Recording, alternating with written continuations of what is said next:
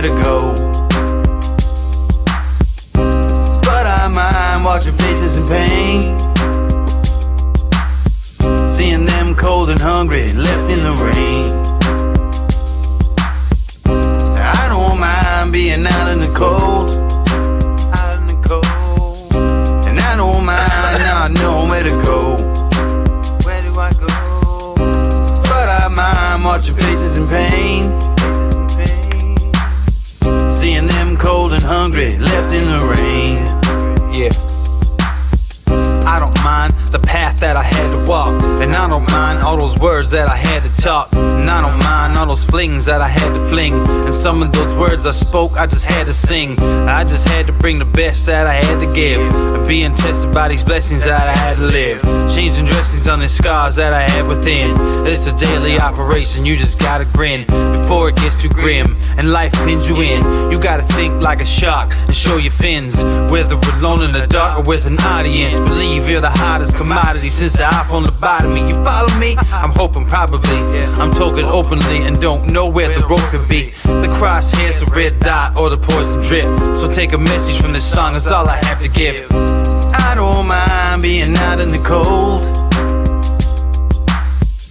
and I don't mind not knowing where to go.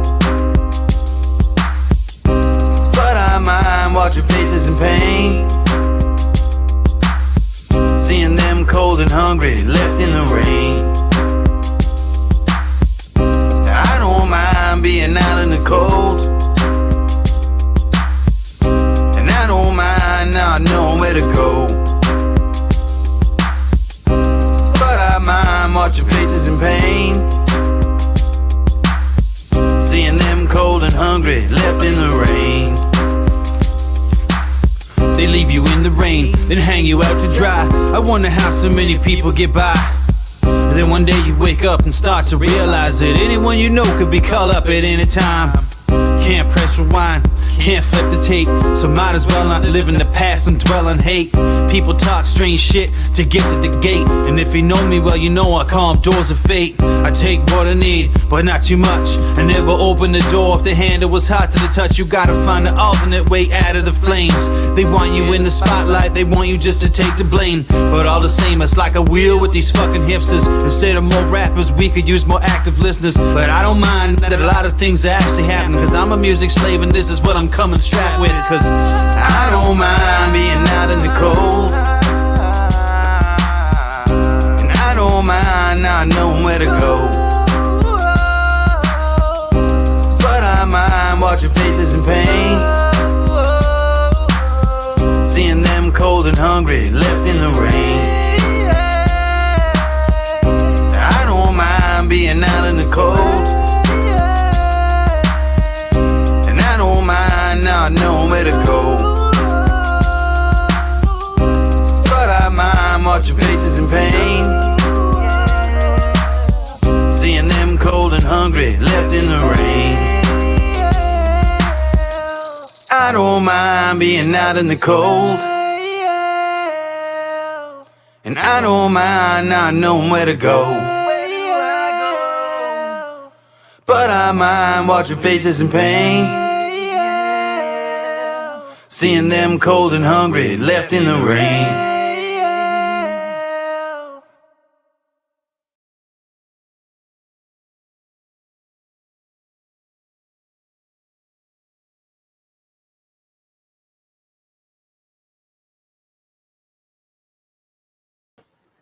All right. Hello, everybody, and welcome to Monday night. It is March 18th, the day after St. Patrick's Day. I hope everybody is, not too hungover and all that good stuff. And it's also the day before my son's birthday, which awesome. is Happy birthday. Fun. Yeah, it's going to be a fun one tomorrow. Guys, it is episode 127. And, it's crazy because I feel like I'm doing the same thing, but at the same time, every week there's something new to add. And this week's no different. We've got a bunch of stuff for you planned for you tonight. on the show. I've got some different things that I'm going to point out, but then also SteveO's got some good stuff for the certified segment later on. So before we get into it, if you could be so kind is to share us out, hit that like button, all the good stuff that help that algorithm. It really does help, especially the folks that there's a good handful of friends now that are jumping around to every destination that we're live. That's what I'm talking about. They're going, boop, they're popping in, boop, they're popping in over here, over there. I'm on X, oh, I'm on Rumble, oh, I'm on SteveO, I'm on Waylon side, oh, boom, boom. They're hopping in everywhere, and that's what I'm talking about. I mean, that might be a little extra work, but it's fun. It's fun seeing that, and I do appreciate it for sure. SteveO, Yeah, definitely. how's it Yes, going? sir. It's Monday. Pretty good. Feeling great, man. I'm on day 6 of just feeling wonderful. I'm counting them. That's how good I've been feeling lately, especially. But thanks for asking. I appreciate that a lot, man. Thank Yeah, you. you were telling me about it. I don't know how many people realize, but you've gotten some new medication and you're feeling great about it, which is like, that's enough said. Boom. That's great. That's good. That's good. It's good stuff right there. Here, SteveO, let's jump in our ship here real quick. Let's get inside the ship. Oh yeah. There we go. I need more green. I need more green stuff. I brought my camera out to so far that I still got stuff to hide over here. It's like, what's this? Oh. Yeah, I wish that we could do a background remover on me, and then I could just sit there like. There is a way eventually. I'll talk to you about it sometime. But yeah, I believe there is. Oh, I bet. Some way using green screens and OBS and such. And there's other ways to get you on the screen rather than StreamYard. But yeah, guys, I see a lot of comments already in the house. Thank you guys very much. Really appreciate it. I encourage everybody to go pop over to Rumble. We got Siir SteveO and myself live on Rumble. We're live on X. X is actually. Man, it's a whole nother beast over there, man. It's a tough game over there on X. But yeah, I'm hilarious over there, but people don't see it. People don't get it because I'll put out these funny posts that are super dry, and it's great. Like today, like they say, everyone, like all these engagement farmers over there, and they tell you got to make 2 posts a day. So I said, good morning. I said, so my first post today on X was, well, you call it as a tweet, maybe. It used to be called tweets. So my first tweet was, good morning, algorithm, 011011101001100. I thought that was great. Nobody out there couldn't get a like from it. Get her done sideways. Well, yeah, I mean, I'll try it the front way first, Jennifer, and then we'll go sideways later on. What's up, Jen? Hello, Danielle. Hello. Hey. Guys, I really appreciate everyone hitting the tags and likes. We had a great game night last night, and for once, I'm all caught up on prizes except for the 2 nerd ropes that I have to send out. Though they're not. Are those certified yet? Yeah, I absolutely have certified Pauls. Yes. Okay. You've got the. So I was just going to call it a certified nerd rope. Yeah. So we know. The nerd ropes are certified. There you go. Yes, certified. Yes, sir. Certified. Yeah. So that's awesome. I actually ate one myself. They're crunchy and delicious, but the edibles aren't my thing. So I definitely I say they're great, but anyway, we're sending a couple of those out to our winners. Timothy, congratulations for being the returning defending champion. He won again. So congrats, Timothy. Timothy's got the game down by now, man. He's played it enough times because we can't get enough people to play on screen as captains. So, hey, it is what it is. We still give the prizes away. We still give them out to the people that show up that are subscribers. Now, something I've changed recently, SteveO, not just to let you, just to kind of, because you'll understand this. We go live on locals now for game night for 2 hours, the first 2 hours. It's all, it works now. We'll leave it at that. It works now through StreamYard. I can put it up there. And so for 2 hours, the only people that can comment in the supporter only stream are the ones that get to play. Oh, nice. So way easier. It's taken me time to get all of our regulars used to it because a lot of people were not really using that app. And I don't sweat it because I was telling everybody, you don't really need to use the app. But now it makes a lot more sense. I'm not going to get into it, but anyway, that was a big change on game night. So if anybody's interested in playing and you haven't played in a while or whatever, you got to make sure that you can get into the locals live stream that we got going on during that time. Which, by the way, if you want to support Siir SteveO or myself, you can head over to our locals communities. You got the certifiedarmy.locals.com and indoorfarmer.locals.com. And also consider, I got to say this, I don't want to spend a lot of time, but guys, consider throwing $1 down on my Kickstarter campaign. $1 lets you become a backer. There are perks for being a backer. I think I'm going to actually do a giveaway for all the backers as well. On top of it tells you a bunch of perks as the levels of backing. But $1 becomes a backer, and that, like I was saying yesterday, just having a higher number of backers, even if everybody's just $1, that will attract more backers because you see that there's a pool of people that are interested in it. And even if it's only a few dollars to start with, that could start the ball rolling to get further. And I only have, I think, 45 days left on it to try to reach my goal. If I don't reach my goal, nobody has to pay anything, so don't worry about that. If I don't reach my goal, I can probably try it again, so no worries there. But I'm not gonna, I don't want to dwell on it too much. But yeah, it's oh man, I forgot 2 things. I might actually. I want to go grab the bucket and start checking my pH, and I want to grab another thing real quick. So I'm going to let you hold it down for a little bit. Okay. Guys, show Siir SteveO all the love in the world out there. We did have a little bit of a traumatic episode last night. I'll briefly go over it. But yeah, Sir Dukas passed right here next to me during the show, so it was rough. But guys, I appreciate all the love in that regard. Give me about 3 minutes here, Siir SteveO, and I'll get a couple things that I needed to grab. I'm gonna grab do the pH test like I usually do, and then I'll grab that. Be right back. Yeah, for sure. No problem. Yeah, everybody, thanks for coming in tonight. This is going to be an interesting show for sure. We've got the updates, of course. Certified segment will be later on. And I've got something a little different for you guys tonight that you might like. Let's see who. Oh, we got Jennifer's in the house. Get her done sideways, Jennifer. Mr. Nobody or Mrs. Nobody. Are you a Mr. or Mrs. Nobody? But hello to you. Hello, Margaret. Hello. Of course, Eric, always here. Our good friend Eric Preston.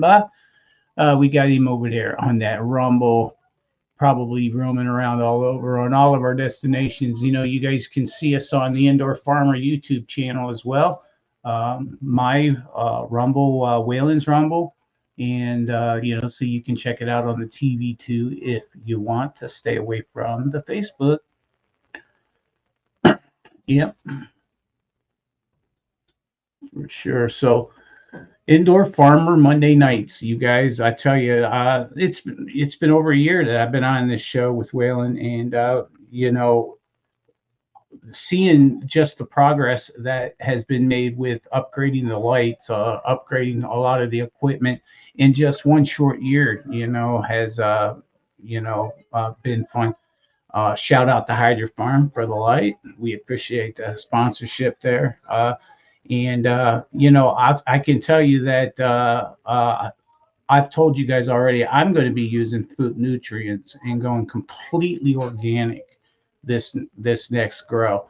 I've got, from what I understand, I've got my new seeds in the mail, and they're on their way, and we'll be popping those soon. So I'll have more fun.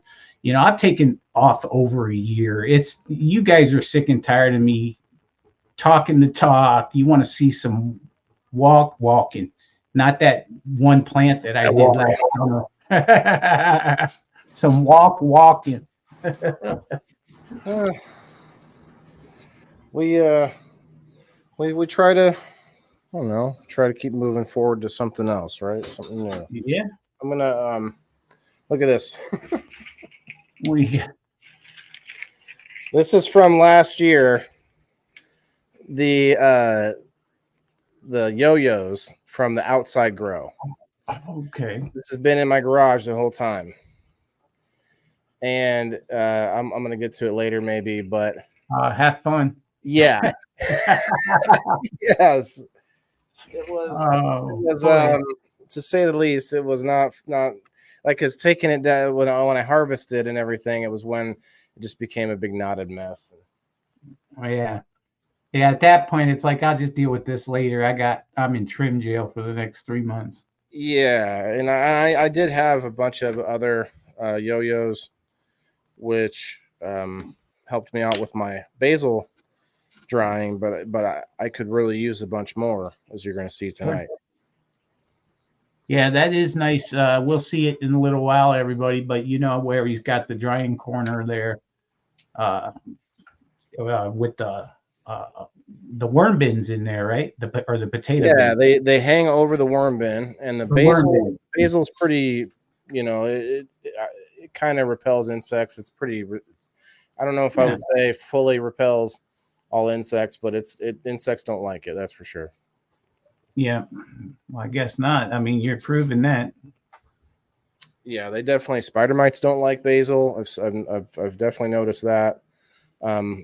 Just an FYI, we're sitting at 8.2, so it is getting up there, but it might go down below 8.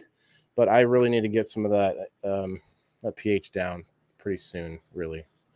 Okay, getting low. Yeah, that's not good. It's getting high. Well, no, I don't have any pH down, so the pH is it's sitting at 8.2 right now, and that's from the aquarium. Mm-hmm. And you can't have those big adjustments you've explained to us. Isn't it like 0.2? You shouldn't change any more than that at one period. Yeah, evidently the fish do not adjust well, or do not like. I don't know if that's going to kill them, if it's going to stress them out. I know it's going to stress them out. That's for sure.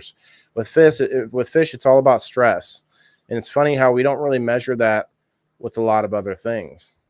Mm-hmm. You know, with fish, like that's the best way to tell is like when they're having problems because they're all stressed because there's different problems with their environment. Well, we don't think of that when it's like with our pets or our kids or whatever, or each other. Stress can be such a main factor in a lot of things. So some of these videos. Go for it. Hell yeah. What's up, Bob? Master Rochi's in the house too. What's up, brother? Master Rochi in the house. Cheers, bro. They had a good show earlier, Master Rochi Monday. Oh yeah. I saw they had a guest on there. Yeah, it was the guy that invented the power hitter. I saw that. Yeah. Awesome, man. I mean, I'm grinning, and I didn't get to meet him. But that is cool, man. We know some cool people in this community. That's for sure. Yeah, I saw him talking about it. They had him blew up on the screen talking about the best way to how it works, and he's like, yeah, and just makes a nice big thick cloud of smoke. All right, let me adjust where this goes. There we go. Put it up in front of the top of us. I don't want to cover up the attention though. That attention, like you said, that you pointed that out. It's pretty cool that it says attention right there in the middle, in the top of the screen. All right, I'm gonna move slightly over. That way you're not covered up. Okay, there we go. This should be fine. What do you think about this? Oh yeah, it looks perfect as we're gliding through the nebula. This is we're pull this up on the main screen on the computer. Pull up the this week's aquaponics endeavors. Aye, Captain. Thank you. Let it be so, number one. Beep boop. Call me by my name, algorithm. All right. Let's see. So the first picture I took was of my taters hanging. The taters hanging. It's part of the title. Taters are hanging. So I have them hanging up by these yo-yos. Perfect use of these yo-yos. I've never gotten to do this yet, SteveO. I've actually, every time I've tried to grow potatoes, it's been about 3 or 4 harvests now. As you know, this one had a whole bunch more potatoes in that bin before they all died off, but then 2 of them survived, and also the 2 sweet potato vines. But these are both hung up by the same yo-yo. There's 2 hooks on each yo-yo, but what's happening is crazy because the leaves and the vibrant color and the look of these potatoes are kind of going crazy. And I think part of it is because they're up off the ground. So what I was doing every other time is I had these like sticks, these are skewers, Okay. shish kebab skewers. And I had bigger ones. I had some bamboo, like longer sticks, and trying to hold them up with a stick is just not, even tying them to the stick is still not good. These yo-yos are awesome, and I just have them hanging from the light, the supplemental light that's above them.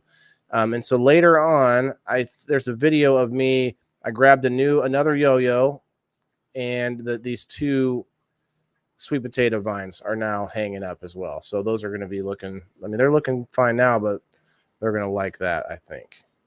Definitely looking good. Yeah, it's like you and it's just you're mimicking a trellis, but at the same time, it's not touching anything other than yo-yo strings, which is really it's all out of the way. It kind of keeps it wow. up off the ground so I can spray it better if I want to do a Prime Superior spray, because potatoes definitely were attractive to the spider mites. Wayne Cruz, what's up? Need some Cal Mag, you think? I don't know. They were looking pretty green, Wayne. They were looking pretty green. I think I would agree with you on some of this, but it's crazy how everything you see here is only given the water from the fish tank. Like I do spray them with Prime Superior periodically. If I'm in there spraying the potatoes already, I'll hit this other stuff. But it's crazy. Like look at the basil. That basil actually is growing. I don't water the basil. It grows through that pot actually goes through the pot down in through the downspout into the fish tank. the basil went nuts. Look at this. I chopped a bunch of it off in a video here in a minute, but that's just insane. It's going crazy. Are you tired of basil salad yet though? It does get a little bit much depending on how many pieces of basil you use as lettuce, like on a sandwich. Like I'll put like a piece or two pieces on a sandwich, and that gives it a little bit of greens and gives a good bite. You're eating something healthier. But if you put like 3 or 4 pieces of basil on that sandwich, man, like you're getting an overload of basil flavor. So slice of tomato on there. Right. That's what I was just thinking. So I think I can't remember what this was. I believe I threw a bunch of that is lettuce. I see a couple seeds that are left there.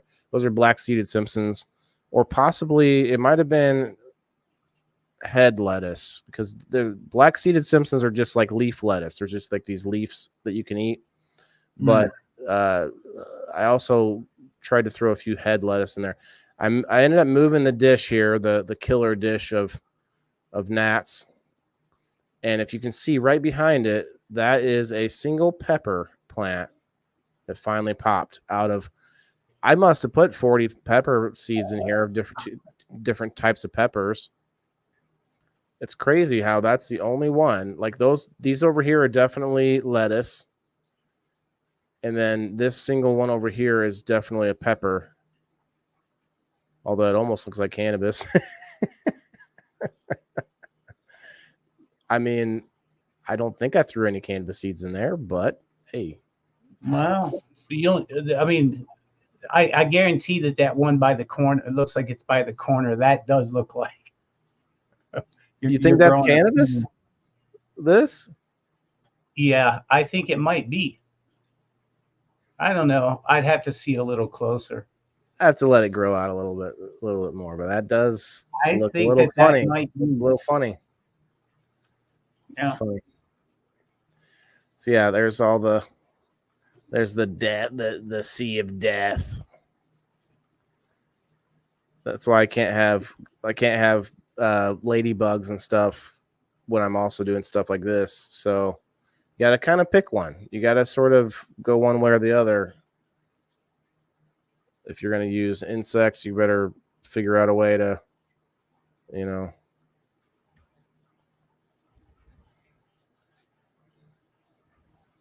So what do you get? So I'm going to put a little more water in there. Oh, yes. Wow.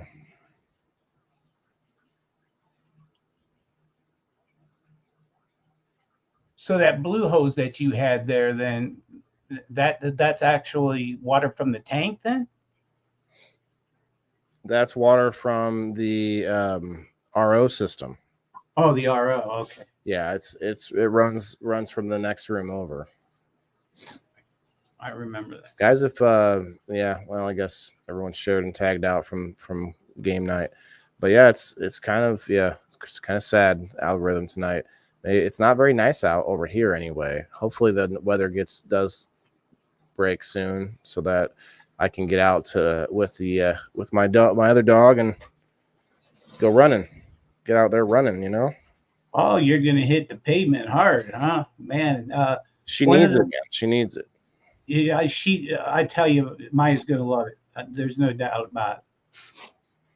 Yeah, that's I haven't been able to get her out there like she needed it for a while, especially with the weather, but also just feeling guilty about not being able to take them both or whatever. So a lot of things are going to be changing, and I might be able to start, when we go out running, I'll probably start snapping pictures of like neighborhood gardens and stuff if there's anything, that's clear and visible and not. I don't have to walk in someone's yard or whatever. Right. So I ended up clearing up the basil a little bit. Like you got to top it, take off all the, the little, what do you call them? The buds on the top. And yeah. so Do you just top it once, or do you top it all over the place? Everywhere that you see it starting to make a bud for seeds. I don't know if you call it a bud, but like a seed sort of arrangement on the top. It kind of looks like maybe a little bushel of grapes kind of sort of thing, a little bushel of seeds growing. And that's the starting of it. And then they'll become flowers and stuff. But you can just pinch all that off before you get there. Let's see. I think maybe I got a closer. It's just a picture. Okay, I can zoom in now. So as you can see, I shut off that middle section of the Agrobrite because the basil kept growing up there so fast and just like burning itself. So now that I've chopped a bunch off, which you'll see here in a little bit, I think I can maybe turn the light back on. Adding a little more vinegar to our mix here. Natural. Little killer mix. Little natural remedy.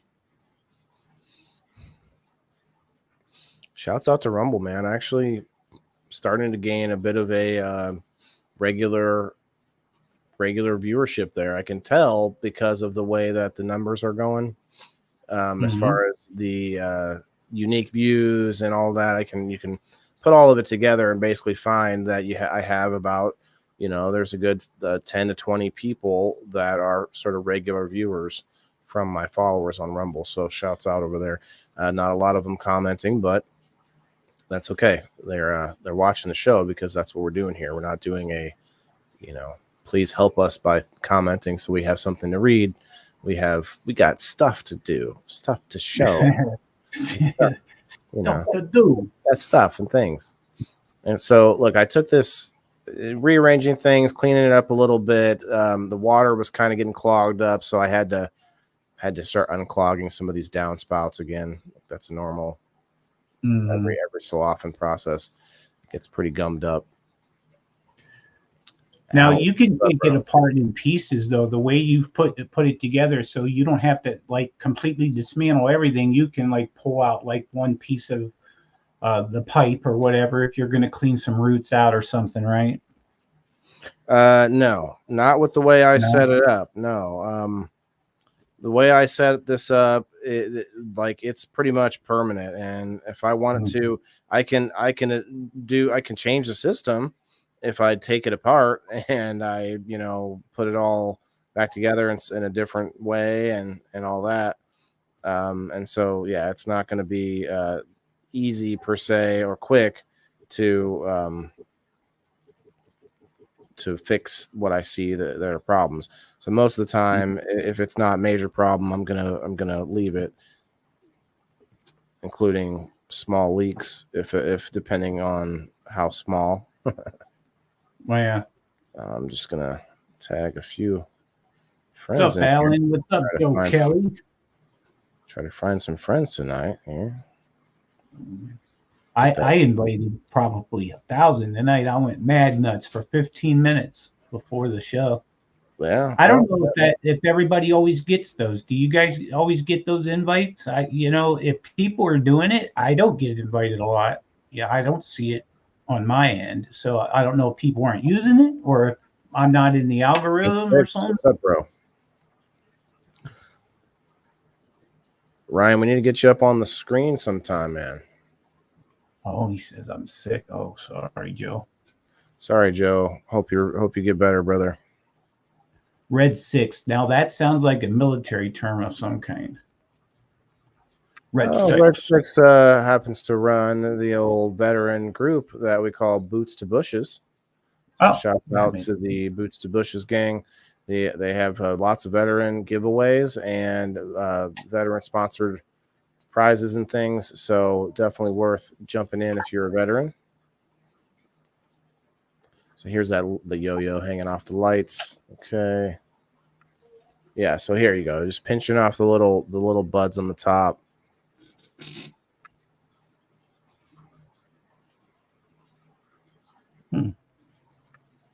It's showing.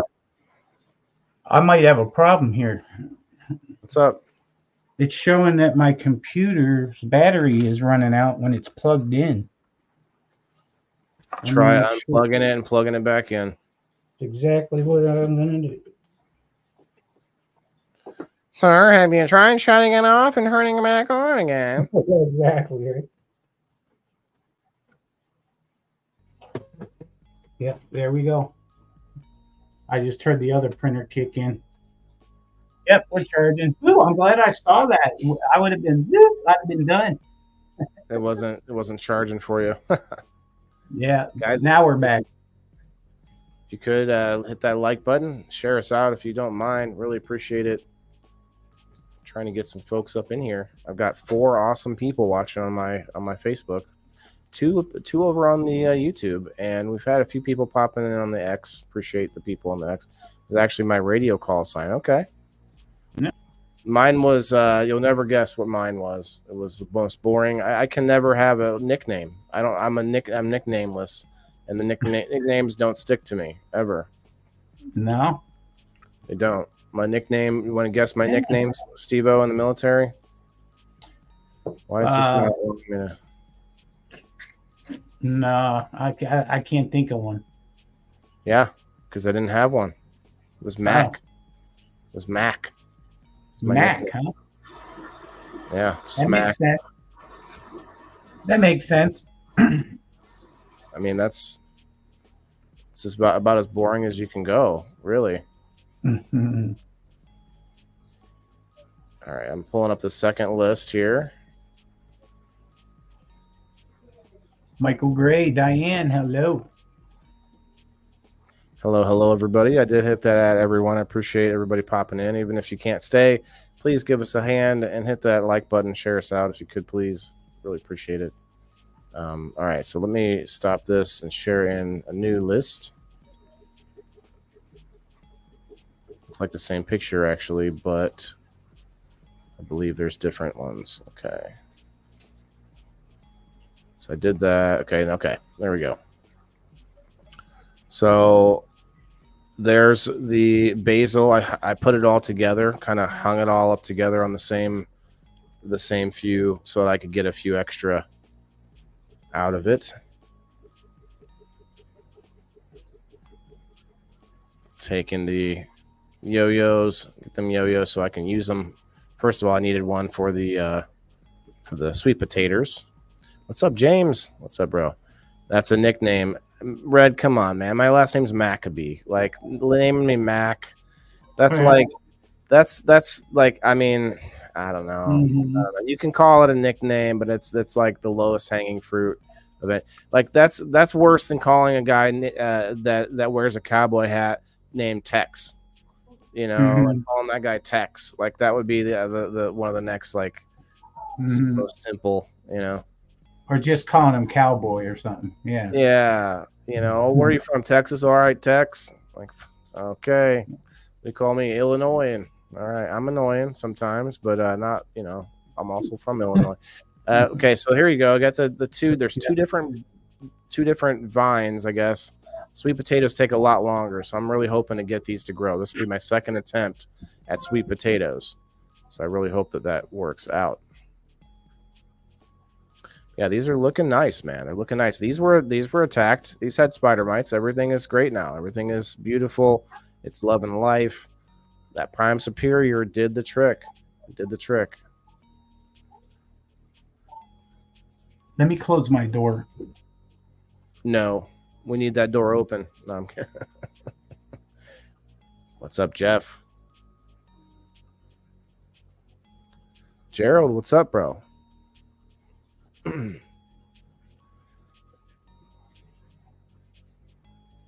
Cheers, everyone. Please hit that like button. Share us out. Derek Beach, what's up? What's up, Scott? What's up, guys? Hope you're all having a good Monday night. I am, as you can see, excited about these potatoes because actually potatoes I've grown successfully a few times now, which is fun because I don't always, you know, I don't have success with everything. And potatoes, this time around, I thought I was going to lose them all because they were all actually attacked. They were getting attacked, but I fended off the attackers. Rounded up the army. The ladybugs didn't do it. The predatory mites didn't do it. It ended up being the Prime Superior that did it. Hell yes. Prime Superior. Well, it did its job, and that's what we wanted it to do. So, what's up, Gerald? What's up, Danielle? Hello, guys. If you could hit that like button and share us out as you pop through. Appreciate you coming in tonight. If anybody out there is a grower or especially a professional, you know, grower of some kind within the realm of, you know, medicine, health, you know, anything like that, you know, hunters and sustainability experts and beekeepers and mushroom growers, anybody like that wants to come on the show, let us know. We'd like to schedule some more guests. Hell yes. Especially the farmers, man. Look at that, man. Little indoor, outdoor. Like, just compare it to my hand. Like, the basil is crazy, and it's all super healthy. The basil that I harvested the first time was, a lot of it was brown at the top because of the burn. They were all up in the lights. The ones that were in the lights all had like these burn spots that I had to take out. But everything that I'm holding is just beautiful and luscious. What's up, awesome. Kim? Hi, Kim. Boy, that's starting to look nice and green over there. I envision that just covered in green goodness of all sorts of things.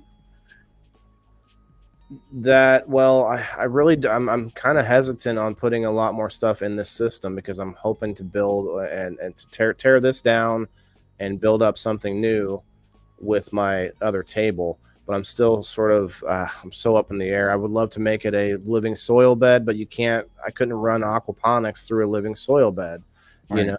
So what would I do there? What if I had a living soil bed and then I got like a little basin that made it like a little pond inside there where the water, like I could get a pond, like a small pond or a little small pump. I think I have one still from my aquaponic systems earlier on. I could put it in the soil where the drain goes down through the table and back into the fish tank where the soil's not really getting wet from it, you know, but just have it in there and I could scoop water from it to feed everything. Yeah, feed. Yeah, it's a thought. I could even. Yeah.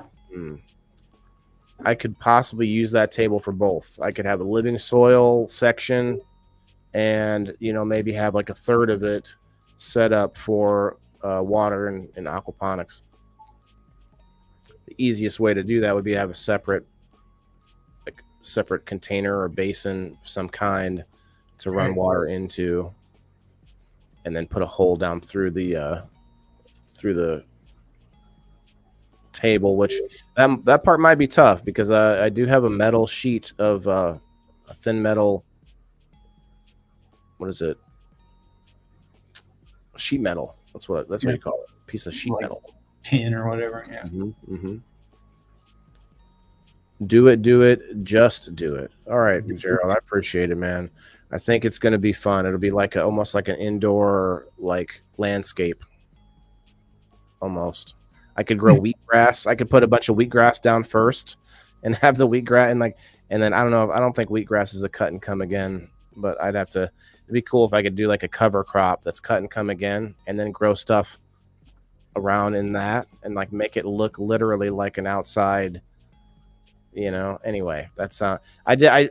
I'll be honest. I just watched the Willy Wonka movie, the prequel about Willy Wonka. I don't know if you saw this advertised. So now I just, it's a prequel where he's a young man. He's still trying to find his way and everything. It's a good one, actually. It's actually a pretty good movie. I recommend it. But it makes me want to have like an indoor garden, kind of like the indoor, candy factory. But we'll see one day. So here's all the new cuts that I took. I took some big hunks this time after monitoring and sort of watching what happens with the first dried out basil, seeing how it wasn't gonna be too clumped up or anything. So that allowed me to feel a little more comfortable cutting off bigger chunks, bigger branches. Those two bottom branches are huge, big old chunks. I didn't like. Eric said you didn't like the movie. Oh man, I'm gonna have to check that out.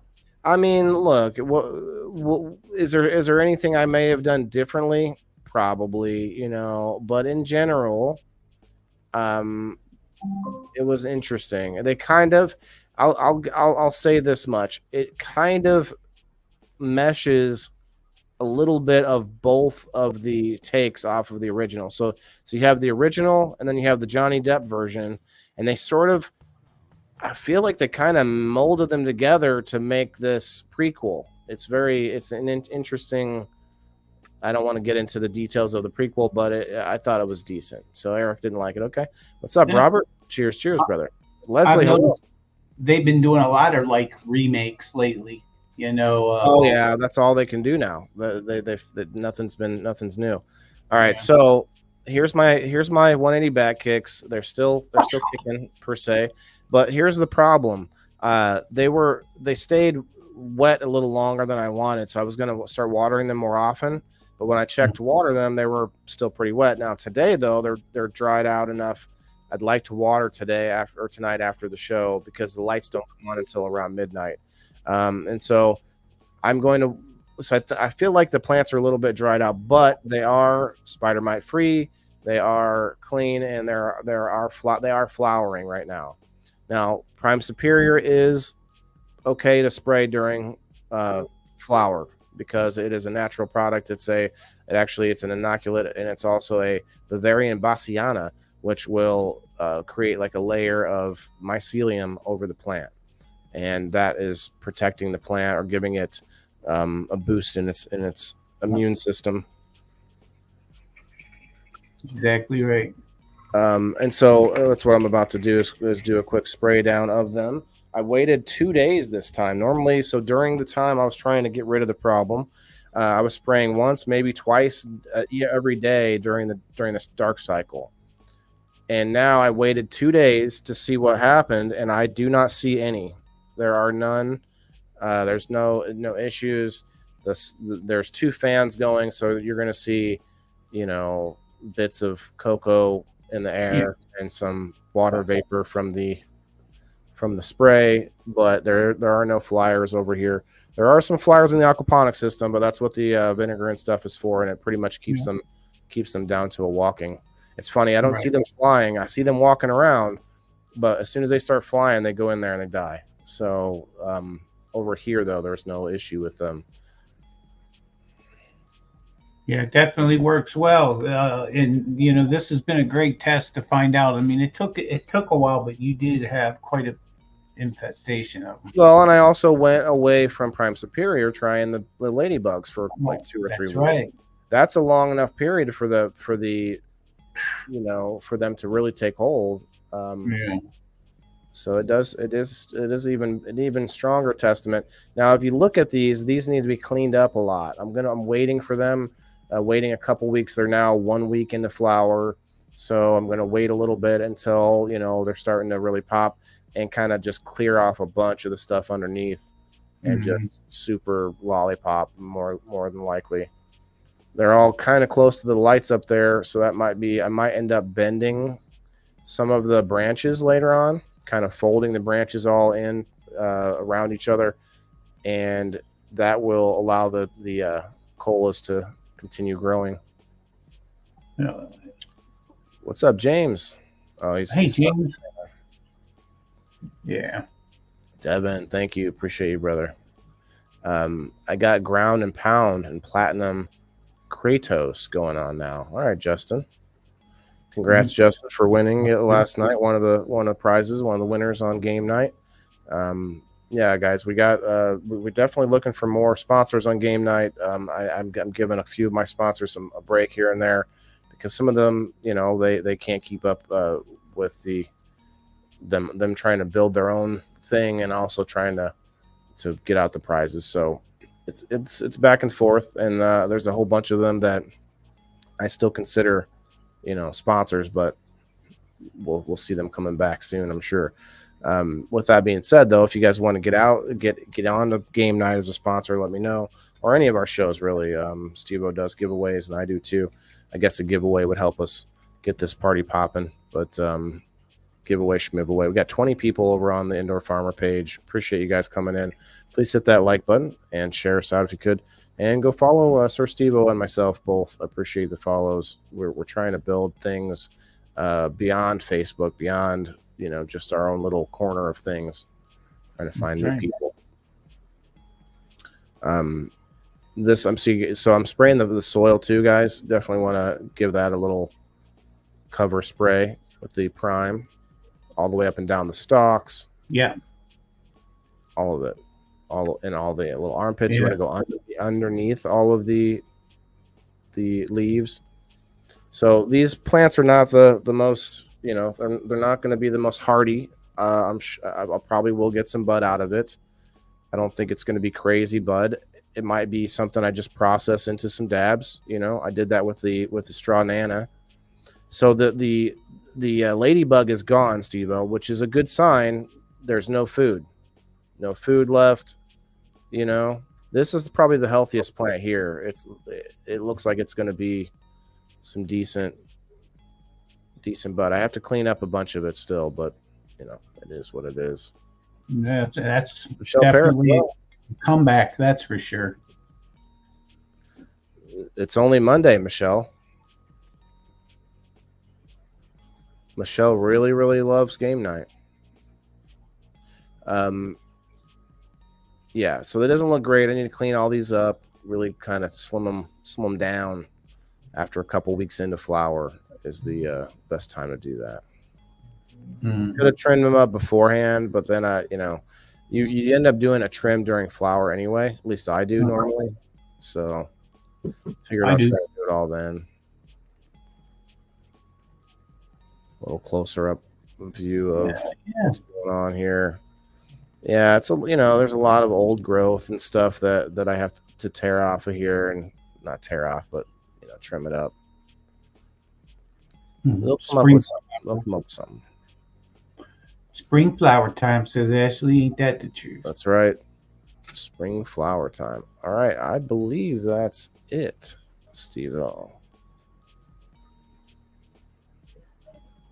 Well, you definitely have brought those back from the dead. You know what I mean? At one point, you had considered just wiping the whole thing out. Remember? And now look. I should have probably by everybody's what do you call it? Look, Advice, but yeah, now I think I'll still go ahead and finish them up. I still have plenty of work I can do while those are finishing, as far as getting the room dialed in. I'm actually, I keep wanting to put the panda film up, but if I put the panda film up, I have to then hurry up and cut a doorway because I haven't cut a doorway yet. So that I have to do that a little bit at the same time, kind of. All right, what's up? What's up, Terry? What's up, guys? Appreciate you, Gerald. Appreciate that, man. Scroy, what's up, man? Al, what's up, Al? I got to trim my girls. Okay. Well, you have a good time trimming. Hit that like button on your way out, brother. I really appreciate it. John Doe, what's up? Johnny, what's up, brother? All right, so you guys know what time it is. SteveO, I'm gonna attempt to play around with these here while we check out what's up on the certified segment. Let me switch myself back over to while we listen to Waylon cuss while he does these yo-yos. I hope I don't have to just throw them away. Like, I'm really hoping I can get something out of this. But guys, here it is. Hit that like button and check it out.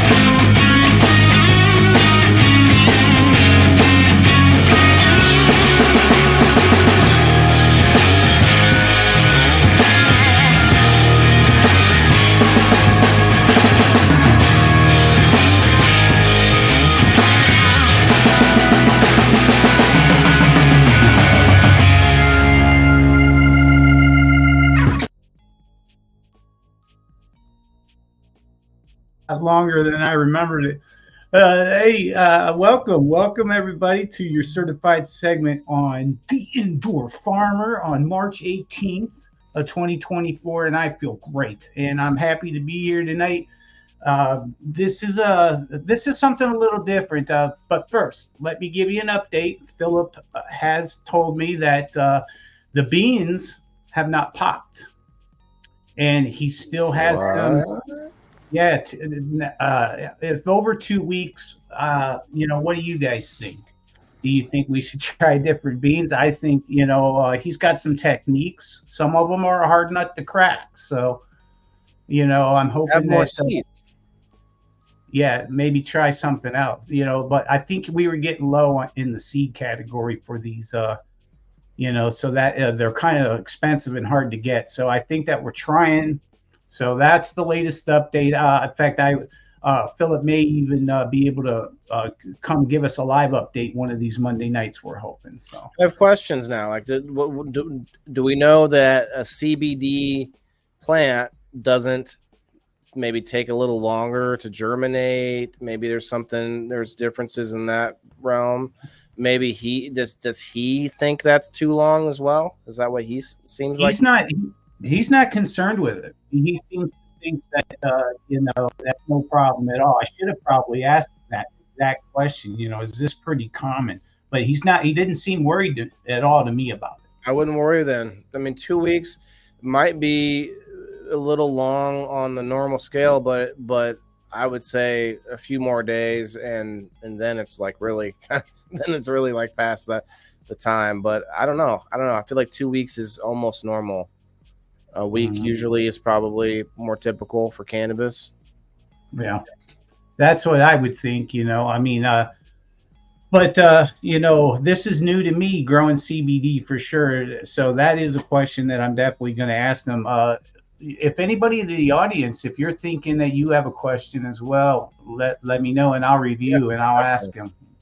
I'll be right back. I'm going to rinse my dinghy. Be right back. Sure, go ahead.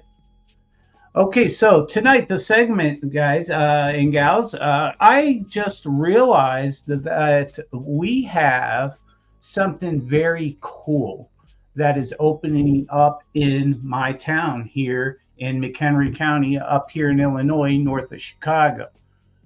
We have what's called a food shed co-op that is opening up now. To make it easy, I have just a quick little 1-minute video to explain to you what a food co-op is. So check this out. It's exactly 1 minute, and we'll be right back. A food co-op is a grocery store owned by your neighbors. And by you if you choose. Unlike chains, we're independent and owned by folks who shop here. Instead of focusing on investors, we focus on community, nourishing everyone to their budget and cooking style. We get the best local food because we know our farmers by name. We're passionate about giving back because we know good food is just the start of what we can achieve together. Everyone is welcome to shop, eat, and hang out. And everyone is welcome to become an owner and get back financial rewards and a vote to choose our board and impact future direction. While every co-op is unique, we're all working together to ensure everyone has delicious, healthy food. Our doors are wide open to everyone. Welcome to the table.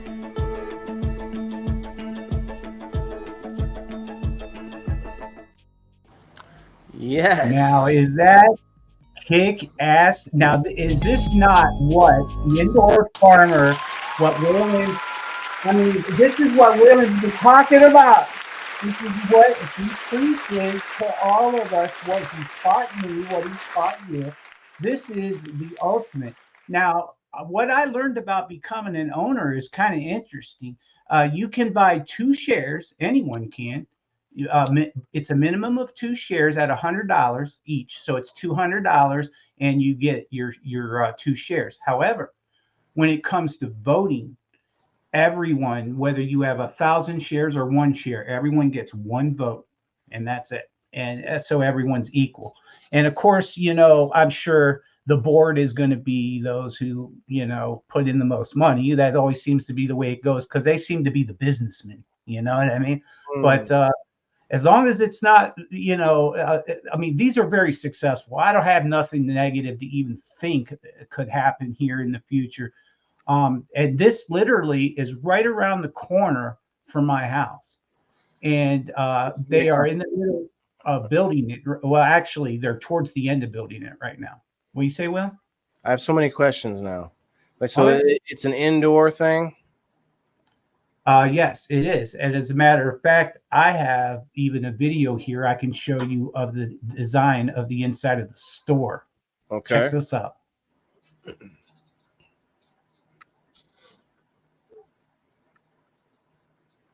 Nice. Now, this is the outside. Now, basically, once they get to the inside, that's where it's pretty impressive. I mean, it looks great from the road. It's right off the U.S. Route 14, which is one of the main drags here in Woodstock. And it's huge. I mean, it's bigger than our Super Aldi that we have. We have a Super Aldi here in this little town. We have Super Aldi. A Super Aldi, yeah. Wow. And we have, it's just bigger. That's all it is. See Super Aldi fight Super Walmart. No, I'm kidding. But one of the great things about this program is, I mean, it's coming at a perfect time in life for me. Right now, I'm trying to change the way I eat. I'm trying to become more healthier and more all natural foods from the farm. Health conscious at least, yeah. And that's where they're getting it. I mean, McHenry County is a farm county. And you know, we're so close to the city, yet we're outside, you know, and we're out here farming like crazy. And we can get our beef, we can get our produce, we can get our chickens, we can get our eggs, we can get all that here so easily. And now I'm going to be able to get this stuff straight from the farm. And it's amazing. The pricing is going to be good too, from what I understand. So, question though, like the growers, is it like, is it coming from local farms, or is this anybody like sort of like a farmer's market kind of setup where you could be a grower and try to get in on it, or what? Yes, that's exactly what it is. All the local farmers get, you know, they take their items first. And Of course, they're going to have other convenient things. And one of the cool things is they're actually even going to be having like a little restaurant type of thing inside. Not a restaurant, more like a cafe or something. That's what I want to do. Yes. Yeah. Cheers, everyone. I mean, it's not like a Sam's Club where you can get a $1.50 hot dog and sit down. It's a little nicer than that, from what I understand. But yeah, I mean, I'm excited about it, and I just wanted to share that with you guys. I think it's a wonderful idea. If you go to any of the Food Shed Co-op websites, I'll drop the link for the one here in my town.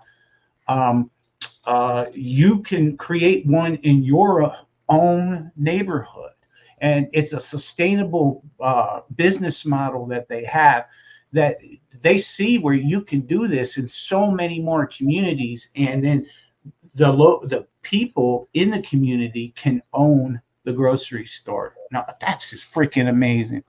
Forget Sam Walton giving me a GMO certified tomato with no nutrients in it. You know what I mean? Right. So we have something kind of similar, which is I'm thinking of it, but it's not the same. It's an indoor farmers market. We've got a few of them around, where the person will go to farmers. The person that owns it goes to farmers and buys their product, and it's sort of like the farmer doesn't have to go and run a booth at a farmer's market, but it's like one place that a bunch of farmers are sending their stuff to. And it's kind of cool, but it's not quite the same thing where you can own a portion of it, like you're saying. Yeah. Well, if you remember that movie Groundhog Day, you can probably remember the scene where Ned Ryerson steps off of the curb and steps into the mud puddle, right? So now you can probably envision now in your mind what our Woodstock Square looks like. It's all brick-laid road. It used to be horse carriages. The old jail and opera house are still here. Well, we have a farmer's market every Saturday, and you cannot get in. I mean, it is you're going to park probably clear out on Jackson Street and walk probably a quarter of a mile in order to get your butt in there. That's how busy it is with our farmers market here. So we've got good stuff out here, and I think every community can do it. It's like I said, it is a sustainable business model, as well as obviously the food is self-sustainable as well if we continue to take care of our farmland. You know. Well, so and what do you guys promoting think? That. Yeah, it's promoting the right things. I think it's very similar as far as the way that farmers markets promote the farm to table and everything. Well, you guys can all look forward to me doing, once it opens up, I'm going to go in and I'm going to do a full video review, and I'm going to show up on a Tuesday night on Indoor Farmer Reviews, and we're going to review that bad boy and see if it's what they say it's going to be. I think that would be fun. What do you think? I think it looks awesome. Definitely excited to check it out. What's up, Justin? Yeah, see, James is exactly SteveO. Yeah, you just have your own business license to sell. Okay. Wait, what does that mean? Like a business license, probably the farmer does in order to sell the product to the food shed. I don't, well, maybe, but like a farmer's market's a little bit different. I don't think you have to have a business license to set up a booth at the farmer's market. You know, I think you may be right, and that may be dependent on the community, perhaps too. But a farmer's market's not a permanent structure, right? It's a temporary, seasonal thing. Most of the time, a market is. So this is going to be different. I wonder how they're going to do it for the all year long. I wonder if that's going to be something they'll be able to keep up. I asked my wife that too. I said, right now it's hard to get a lot of things as it is for us right now here locally. So, that is a good question. All great questions that I wish I would have thought of to have the answers. Well, I mean, you're close enough. You'll be able to, as they're building it, you'll be able to talk to them again. Joe says it's Yeah. just a number for taxes. What's a number? What do you mean? What are you referring to, Joe? Leslie says, I will have more veggies than I know what to do with this summer. Yeah, bro, that's what you do. You can also get into preserves and all kinds of other things like that.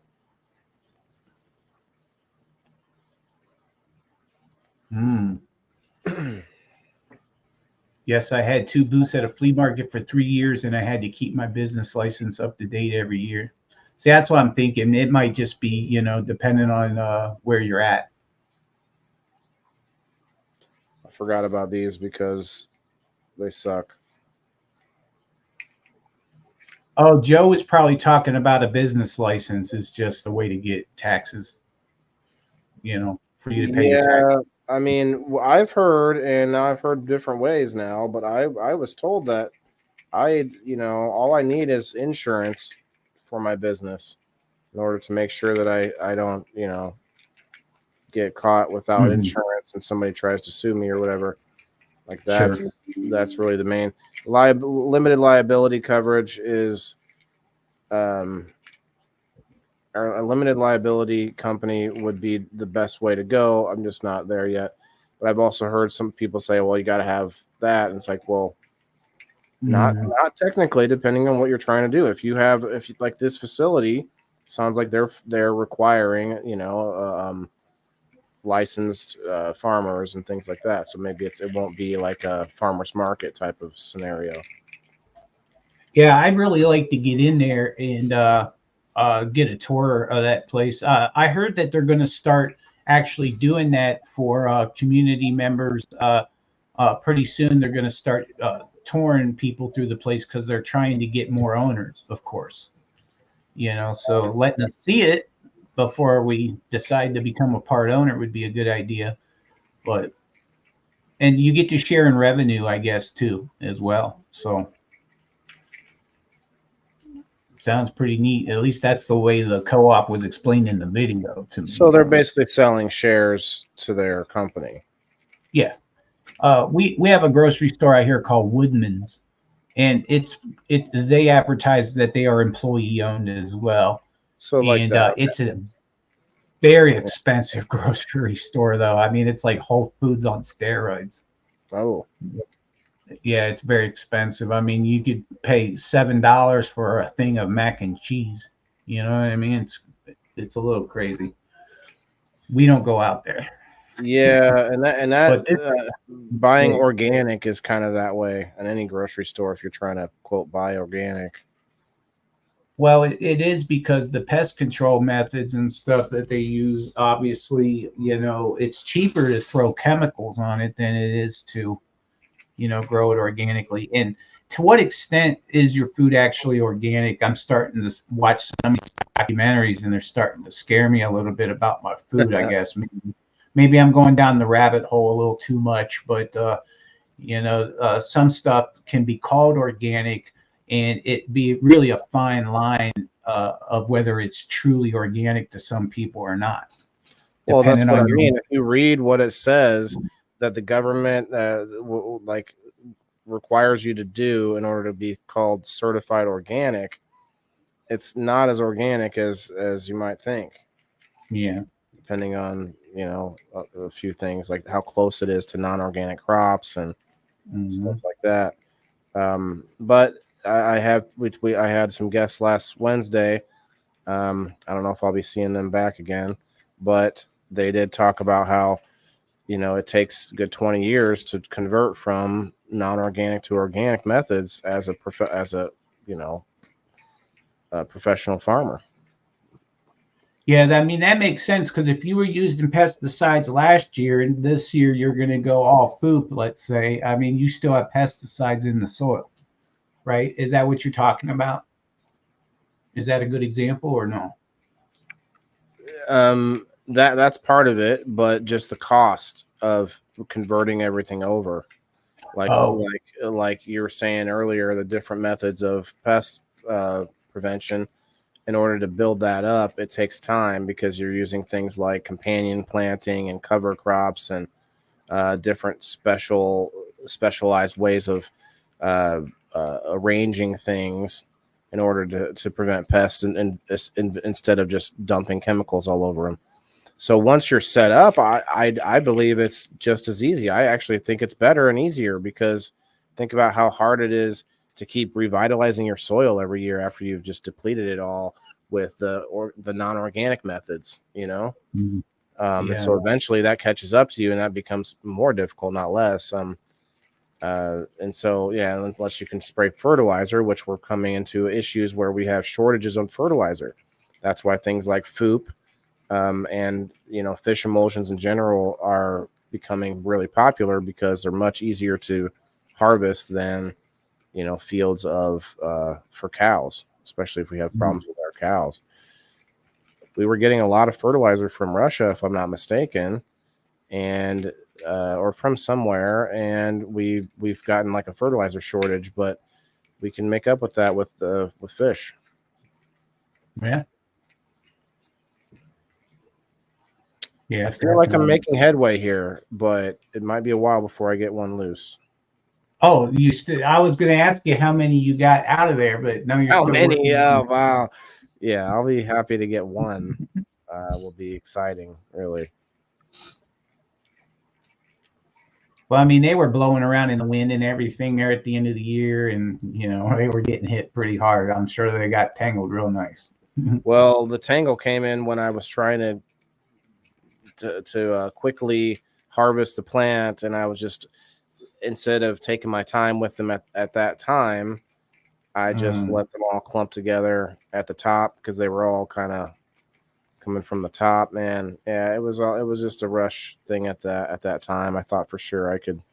I'm not that bad at untangling knots, but these are kind of ridiculous knots. It's a ridiculous knot. A ridiculous knot. Well, what's that? I need a dab. Have you dabbed? Oh yeah, you just. I did one. I'll probably do another one because this is frustrating me. I do want to plug tomorrow's show though, man. I actually I gotta send him a message to make sure everything's all kosher. But I have Dr. Rick Owens coming on tomorrow, author and chiropractor. So it's gonna be interesting. We're not gonna talk to him about the chiropractor side of things until next Wednesday. I'm gonna get him on We Grow Wednesday as a chiropractor to talk medical and talk chiropractic in general, because I don't know a lot about it. I've heard a lot of horror stories and a lot of, like, you know, different warnings and horror and myths about it. So we're gonna get into that next week. But tomorrow is our first time. We're gonna hang out with him and talk about his the books that he writes. And you'll never guess, like, he writes novels about stories that pop up around my area, the Peoria, Illinois area. Peoria, Illinois is a little bit of a, like, it's like this, it's like the smallest famous town.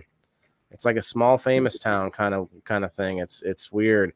Like, if it plays in Peoria, they say, if it plays in Peoria, it plays anywhere. And there's a lot of famous people that have been through, several that are from here, not a ton, but Richard Pryor from here. But anyway, he writes a bunch of these stories, and there's a lot of, like, old stories that come from mobsters and gangsters from Chicago that come down here. You know, that's one reason Peoria is famous, is because a lot of the big fish from Chicago will come down here to swim in a smaller pond. See? So they could forget about it. Yeah, forget about it. Just, you know, take a swim, you know, with the fishes, the Peoria fishes. Goldie and Gus. Anybody locally will get that joke. Goldie and Gus is these, like, mascots for a local park district. They have a whole song and stuff. Swimming with Goldie and Gus. Yeah. It's you know, for the chillins in the summertime. Guys, I thought the weather was coming nice. Thought it was going to be nice out, but man, it was like 30 degrees all day today. I didn't want to get outside to do any work. Yeah, it was cold here today too. Same thing, about 32. But we've had We've had it been pretty nice though so far. I mean, it was back in November or December that we had snow, and then that was it until January. Just that quick one came through. Boom, we've even had decent weather this March, so far, and I'm happy with it. I hope it's a sign of a great early spring, nice and warm in May. That's what I want. Right. I think we're going to be in for some rain for sure, but I guess we're going to need it. I'd like to get out and go mushroom hunting this time. That would be a cool find for the show. Show you guys a nice pile of golden morels or something. Well, I've been seeing the maps of Illinois right now showing where the morels are popping up, and southern Illinois is where I see them. They're already popping up because I haven't had any rain here, and I don't know. It's been probably a week or two. I can't remember. It was a county map. It was a county map, and they were showing little morels down at the bottom of the state. I mean, like the southern tip. Oh, I see. So maybe they're just not up here yet. Guys, shouts out to those hardcore mushroom hunters. Anybody comment below if you've gone out mushroom hunting? What's your favorite method? What's your favorite way to do it? Like I would you could take a walking stick, and that way you can move those. We have these like umbrella looking plants. I forget what they're called. And you move those around. A lot of times you find them. Boom. There you go. Quick little tip from the mushroom hunter. Could start doing some lives. I could do some like lives or some reels out there in the woods, like this week on the mushroom hunter. we've got a tiny little morel right here. We're gonna sneak up on it. The shiitake hunter. Holy shiitake, we've got a mushroom. That's pretty good. That wasn't bad. That was pretty good. Watch out, they bite. Every time I try to do Australian, I sound like, a mix between like Indian and Irish. I don't do it very well. My friend and I used to make up a language called Australish. It's a little bit British, a little bit Australian, a little bit both. I think that's actually a real language, though. I think there's a lot of. That's right. That's probably true. Probably true. Yeah, that might be a real language, actually. It's like put another shrimp on the barbie, and then it's tea time. Tea time. All right. I don't have anything. I'm gonna have to put this down because I can't be entertaining while trying to do that. But I do feel like I was getting somewhere. I had a sense. There's a sense of it. I'll show you. Almost. You can see that. I've gotten some loose ends now, at least.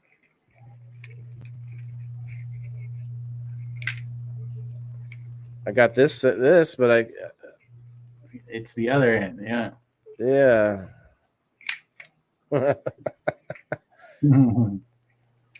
Paul says, wow.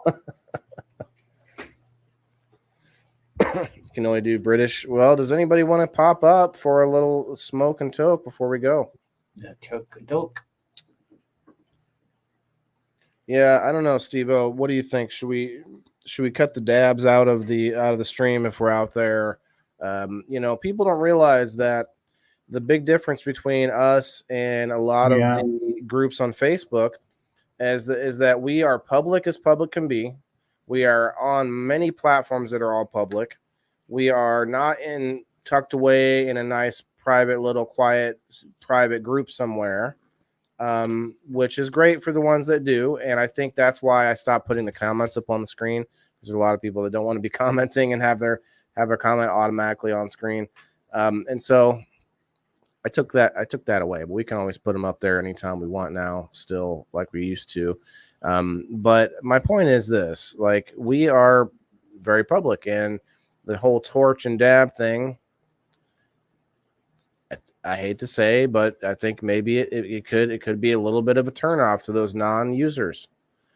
More so than just a bowl, like Master Rochi tonight had his nice Sherlock pipe, and that's fine. It seems like it seems more acceptable to the normal crowd out there, the non-cannabis crowd.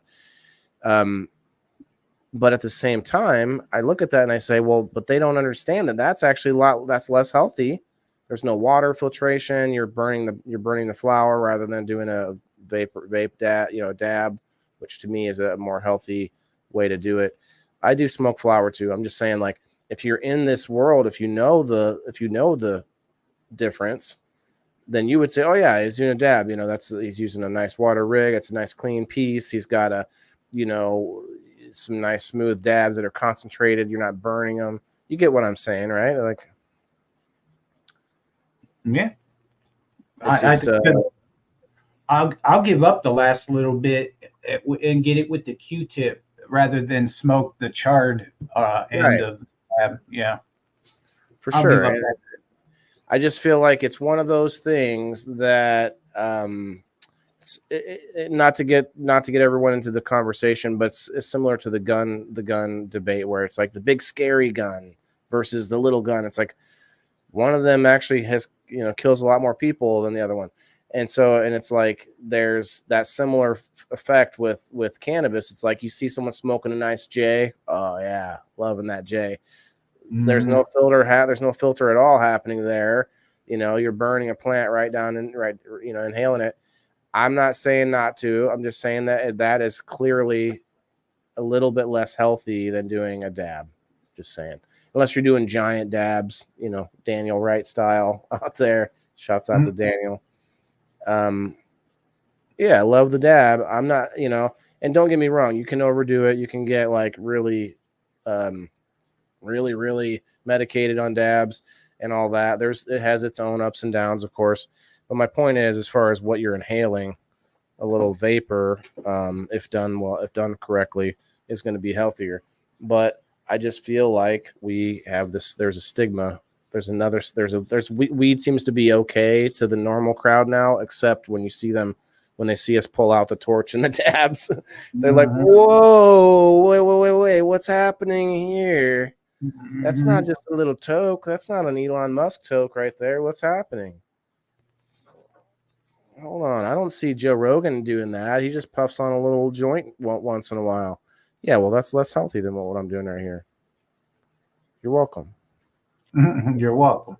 You're welcome. Shouts out to The Rock. But yeah, I still see people, chilling, being cool with their cigarettes on their pictures and videos. No, all more power to you and whatnot. But it's just we still got a ways to go, and I feel like I might be hindering us if we continue to do this. But maybe we're just on the precipice of like tipping the scales. Cheers to that. Cheers to that for sure. Wes, I'm trying to get you the link again, but he says it's not working for him. Well, put it in. I'm going to put it in the chat.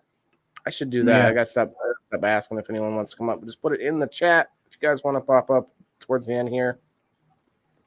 You're welcome.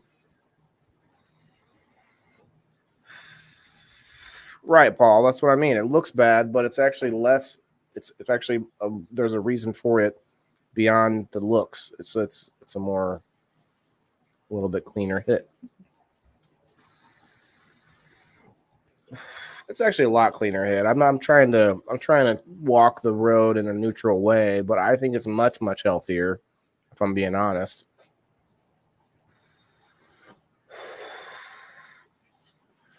Hi, Diane. Hello. Cheers. Hey, we got Wes, the up and coming gardener, Wes the gardener, Green Ward Gardens.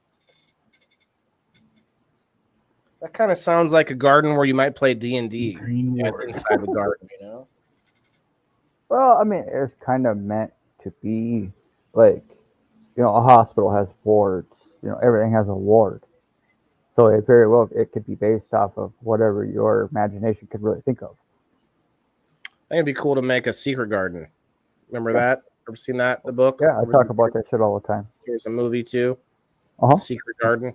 The book, the movie. They actually made 2 of them. Sasha. Tell me, It's hard to remind walk me down. of that real quick, because for some reason that rings a bell. Oh, It's really old. we've got Kim Cooper in the house. Oh, hey, What's up? what's Try up, that. Kim? What's up? What's up? Sorry. Let's try this. This one. Hold on. I'm going to move you guys around. Moving everyone around. It's going to be fun. See that? We're in the spaceship. He In the is- zone. yeah, Time to go to Captain Farmer and number 1 lieutenant right here. And a certified mate. The certified mate. I like that. Yeah, that's better. That would make you the skipper. Oh, I got dogs. I gotta get in. Certified and his skipper. I don't know. Kim can be Ginger since she's got the hair.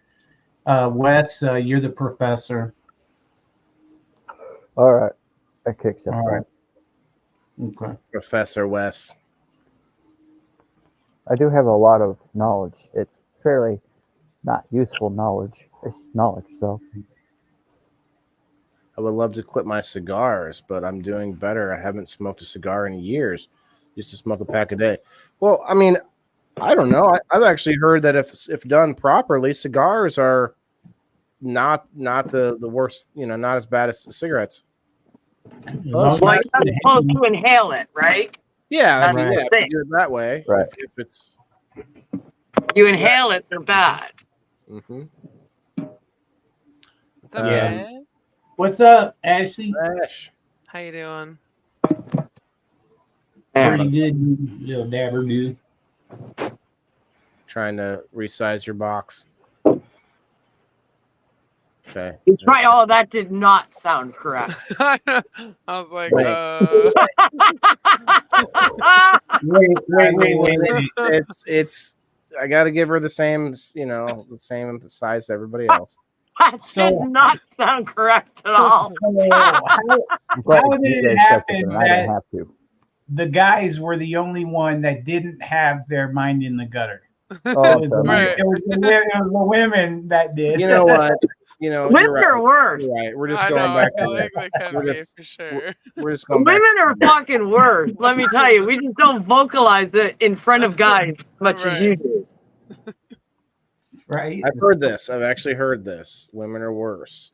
But Hello, it's Nugget. Damn it. For like Well, all that's why they older don't- ladies, yeah, they That's tell why me we the don't same thing. allow cameras when we go to the strip joint, you see. Yep. leave all your rolls of quarters Oh, at that home, way. ladies.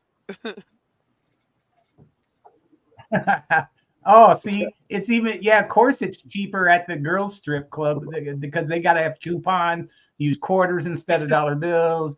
They got to save money while they're Yeah. getting their strip on. I guess. Quarters.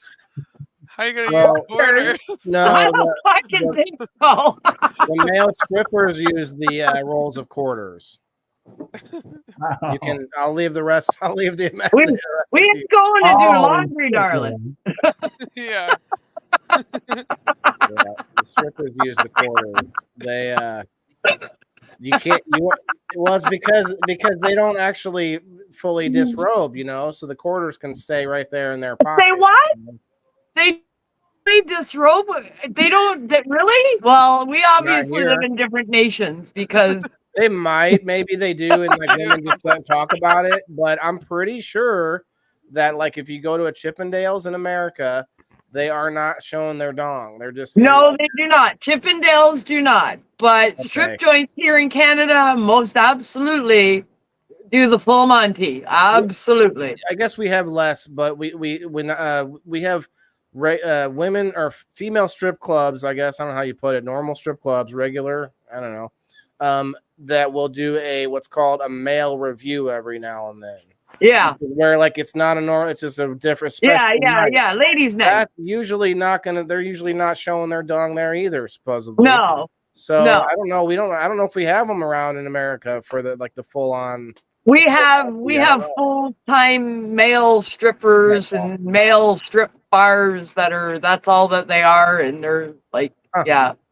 Oxygen bars. If you go to an oxygen bar, they are the only fully nude place like that here. An oxygen bar? They have nude strippers? I went to an oxygen bar and they did not have anyone nude there. They only had maybe there's a difference. He's like, I went on the wrong day. But those are the only ones like that I know of. They can't serve alcohol at a establishment where they get fully nude for the simple fact that a lot of men tend to be douchebags. Oh, okay. So you go to the oxygen bar, you're just look at that. That's pretty. Or, you know, man, is it Tuesday? Like, you know. We have a couple of like. So, how did we go from vaping versus smoking to strippers? I believe you did it, if I'm not mistaken, Kim. I have to. I think he's got you there, Kim. I think he's got you there. I don't remember how, but I agree. It was. I'm so sorry. Well, I'll bring up a fun subject. There are some people out there that do not have an inner monologue, and there's a word for it. I forgot recently. There's a word for it. But can you imagine? Does everybody on the screen? Do you think to yourself in words? Yeah. Like, do you talk to yourself inside your head? Yeah. I talk to myself out loud. There are people that don't or can't. I couldn't imagine that. Yes. And what they do is they see it in like colors and shapes instead of someone talking to them. I don't understand. Insane. There's a word for it. I can't remember the damn word now that I'm on the spot, but I know what you're talking about. It's really crazy. Yeah. You just said that out loud, Valerie. Well, yeah, some of those people will talk out loud, but also they think in like shapes and colors and like waves and I don't think that's the case with me. I just think with me, I just kind of say shit. Yeah. Right. You have no filter, but that's a different thing, I think. I'm kind of the same way. You say what you're thinking, but that's different. I think you still have the ability, right? I have the ability. That's right. I just have zero filters. There's nothing wrong with no filter. I've learned to control my mouth a little bit more these days. See, and I did that when I was your age, right? Yeah. Because we're raising kids. Yeah. You know, there's protocol, right? I mean, we have to get through that, time. And I did that. But now I'm a grandmother and I'm in my 60s. And it's like, you know what? Fuck it. Right. Exactly. I don't have to anymore, so I'm not. Cheers to that. Right. Cheers to fuck it. I'll cheers, but I'll also say I'm disappointed. I put out a meme. I took a picture of this bank that was being put up. They were digging the ground, and it said F.M. bank. F&M bank. Sorry. It didn't catch on. I thought it was a real bank. I was like, whoa. It was big. Fuck it. Effing them. Like, they're just coming out and saying it. Yeah, like transparency. You want a loan? Yep. You getting effed. Anyway, the reason I jumped on here is because you were talking about smoking versus vaping. And I wanted to chime in on that. So as normal people, go ahead. As a 40-year bong consumer, I mean, I walked around with a bong in my hand from the time I was 14 until I was like 45. I was a bong girl my whole life. Love my bongs, man. Then about 9 years ago, I found dabs. And I haven't looked back ever since. And I'll tell you, my lungs are happier for it. Oh, yeah. Oh, Now you yeah, got a it's nose a lot dab. different. Now it's even more. Now your throat's even more happy. Yeah. Your Yeah. nose is slightly more clogged, but other than that, but yeah, I really feel like I may be, but at the same time, I'm not trying to be disingenuous. Like when I first started this journey, I was not going to smoke on screen, but then I got to the point where I was showing my cannabis grow, and I'm like, well, I'm gonna show the grow, and then I got more into the live stream side of things where I started to gain a little bit of an audience through just the people that live stream to hang out and smoke and have a sesh. But now we're sort of bringing that community to the broader online world of podcast, bringing on guests that are non-cannabis users and trying to sort of reach out of our community out to the other people, because we're people just like everyone else. And we use all those same services and we use all the same, facilities and everything in public. So we should be able to talk to one another. But like I said, me pulling out the dab and the rig and all, I feel like that's a pretty obvious turnoff to the normies, and like, I don't know. Well, I've been doing it for 9 years. And let me tell you, 9 years ago, motherfucker, you turned some head. Yeah, definitely. Definitely more. But even today, though, people that don't smoke cannabis, they're like, what? A dab? Like, what are you doing? Oh, yeah. When it first came on the scene, there were even newspaper articles and shit coming out from the cops that were comparing this to like fucking crack and meth. And, it's like, it's like the crack cocaine for the cannabis world and all this fucking shit. Like, it was seriously crazy bad, right? It got a Minute Maid, concentrated orange juice. There you go. Yeah. And those are the arguments that we kept firing back. Exactly that. Concentrated orange juice, all of these kinds of things. Well, anything that you buy in a concentrate, this is the same thing. And it's the oil from the plant. And then the education came out, and now there's more and more acceptance.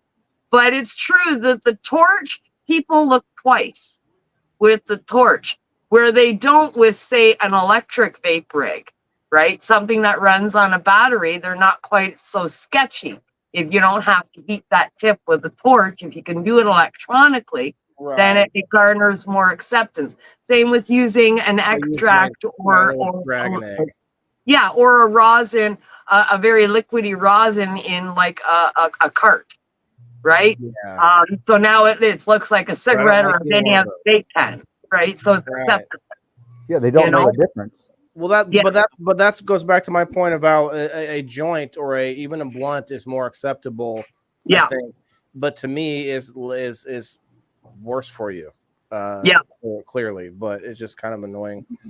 Yeah, but it goes to what your other person there said there too. About pushing the education. We have to educate. I think it was Jimmy Mead that mentioned it in the comments earlier. It's like push the education. It's the same as what we had to do to garner the acceptance for seeing somebody smoking a joint on the street corner now. In most places, nobody bats an eye anymore. But that took persistence and education to get us there. We've got to do the same thing with vaping. So we got a couple of birthdays coming up. Sorry, SteveO, that we got Diane and Valerie. The 20th to 21st. So happy birthday, early birthday, ladies. Go ahead, Steve. I'm sorry. Yeah, Kim's right. I mean, like if you see someone smoking, and you don't know what it is, but you just see them, smoking, and you can't smell it. Let's say you're like, oh, he's smoking cigarettes, but when you get closer, if you smell the cigarettes, you go rotten cigarettes. But you get close and you smell weed, you perk up and you're like, oh, look at that. It's like it's a completely different thing altogether. It even smells beautiful. We in Chicago, it's like that. They've completely decriminalized it to the point to where police, they walk up and down in front of your house and everything, they're doing their beat. And people sit there and smoke on their steps. They don't do a thing if they don't say a word about it. Yeah, that would be hard to keep to bottle it up if they're going to say it's legal, but then try to say, oh, but you don't want it. We can't see you with it anywhere. And Yeah, that's a fucked up law that if you can't smoke on the street or in public or anything like that, the places that have that, that's never going to fly. It's not going to fucking work. I mean, you might as well keep it criminalized if you're doing that. The way we have it here, every province, which our provinces are like you guys' states, so every individual province gets to make their own rules around how they want to manage it in their own territories and that kind of thing. But there's sort of the federal guidelines for the nation, minimum age, and all of that kind of thing, THC potencies, all of that kind of shit. That's national. But then what your individual laws are depending on which province you live in. So here in Ontario, they made it anywhere you can smoke cigarettes, you can smoke pot. That's quick and easy. Yeah. Makes sense, right? I mean, it is. That's pretty much what it is here in Minnesota. Well, the problem with that here, though, is that they are restricting the cigarette use, which I think I agree with. Yes. But they have been restricting that from even in public. People, whether they abide by the law or not is a different story. But they will tell you you're supposed to be 15 feet away from an entrance of the public building, all outside.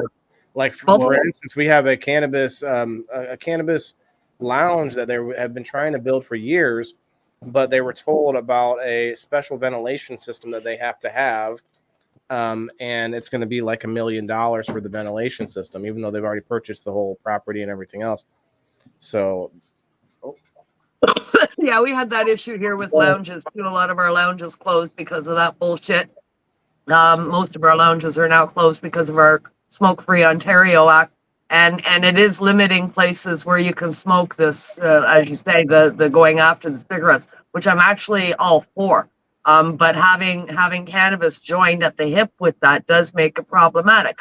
But for us here, we have a separate med system, which has separate rules. So if you're a medical patient using cannabis as medicine, you don't have to adhere to the rules for rec.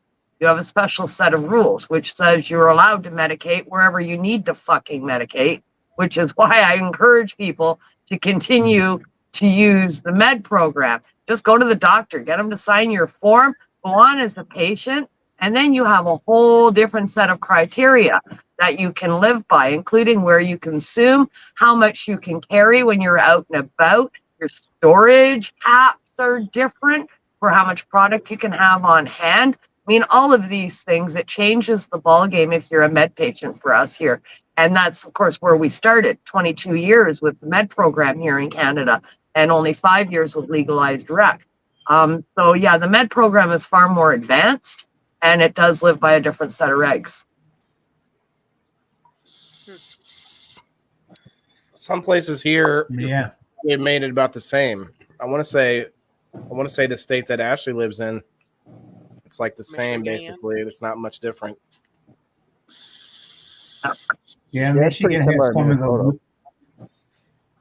Has what? Yeah, Michigan has some of the loosest laws, I think, as far as cannabis goes. Correct me if I'm wrong, Illinoisans, but I'm pretty sure I'm right. I think that in Illinois, if you're smoking cigarettes in a car with children, you can be ticketed by a cop and pulled over for it too. Oh, here you lose your fucking license, man.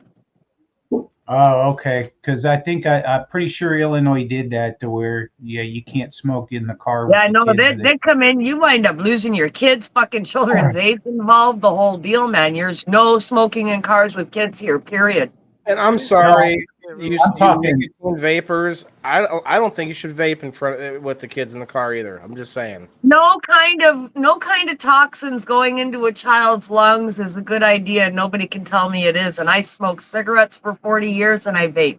What's up, and you don't do it. You don't do it if there's kids. I mean, I send the kids out. Get the fuck out of the house. I think those little I don't know if you got them up there, Kim, but they're these I don't know, these little pods, that they're vaping. I'm pretty sure it's nicotine, if I'm not mistaken. But they're everywhere, and a lot of people seem like they think it's okay. No, it's no matter what, you're putting toxins in the air. When you exhale that shit, the vapor going into our lungs is far less harmful to us than smoke is. But that's only because there's no actual smoke. Smoke is inherently bad for the lungs. It's not supposed to be in there. It's only supposed to be fucking oxygen in there. Vapor isn't as bad, but that doesn't mean vapor's not bad. I mean, that's the thing. It doesn't mean it's good for you. It doesn't mean it's not bad for you at all. It means it's not as bad as smoke. I would just be worried about the nicotine as far as like giving them like an urge to have more or something. I don't know. Maybe not really getting them a full dose, I guess, but you'd get something. I don't know. But what do you think? Where do you land on the smokable herbs? Because we got Smashley here. And I've seen where some people are saying you got to be careful or that you shouldn't do it. And I want to see what Smashley thinks too. It's controversial. I think you should at least try it. I did. If you I tried like it live. then don't do it. Yeah, it's controversial. So, but my point is, do you, even if you like it, be. you can overdo it though. Is the issue? I think is the only problem. You can overdo fucking vitamin C. Yeah, that too. And I've been worried about that too. I got vitamin C and vitamin D pills. You can't be taking too much. No, you can't. You can get sick and wind up in the hospital from too much vitamin C. Yeah. Oh, yeah. That's a big thing. And That's why you get it through foods. I mean, you can overdo anything, right? I mean, that's why they tell you everything in moderation. Yep. You know, like bad for you. Yeah, you can overdo anything. Yeah, no, I liked it. I actually enjoyed it, but I was actually worried. I'm like, well, I probably shouldn't do it all the time. That's probably the catch. You can't smoke it like cigarettes, but you shouldn't be fucking smoking anything like cigarettes, right? True. Also, on top of that, this takes into account, if we're talking about sort of the normal balance of like sort of the average person, it would take into account maybe a little bit of exercise. And I haven't been close to exercise in a while. Me and exercise have been on bad terms. So, but if you get a little bit of cardio work in some way, it does really help your lungs combat a lot of anything that you might be encountering. Get a heavy bag. Get a heavy bag, Waylon, and get your UFC on. Start throwing some dudes. Bro, like, look, we could go to the pool. We could be going to the pool. We could be going to like the local. They've got different places with Olympic-sized pools where you could do exercise in water. And I'm telling you, that's go for a swim. Few laps. A half an hour of lap. Go in and join in a volleyball game. Anything like that. Water is fantastic workout. I think everyone should try tobacco just to see if they like it. Joe. Joe. I'm gonna say no on that. No. I will say this though, nicotine supposedly isn't bad for you other than the addictive nature of it.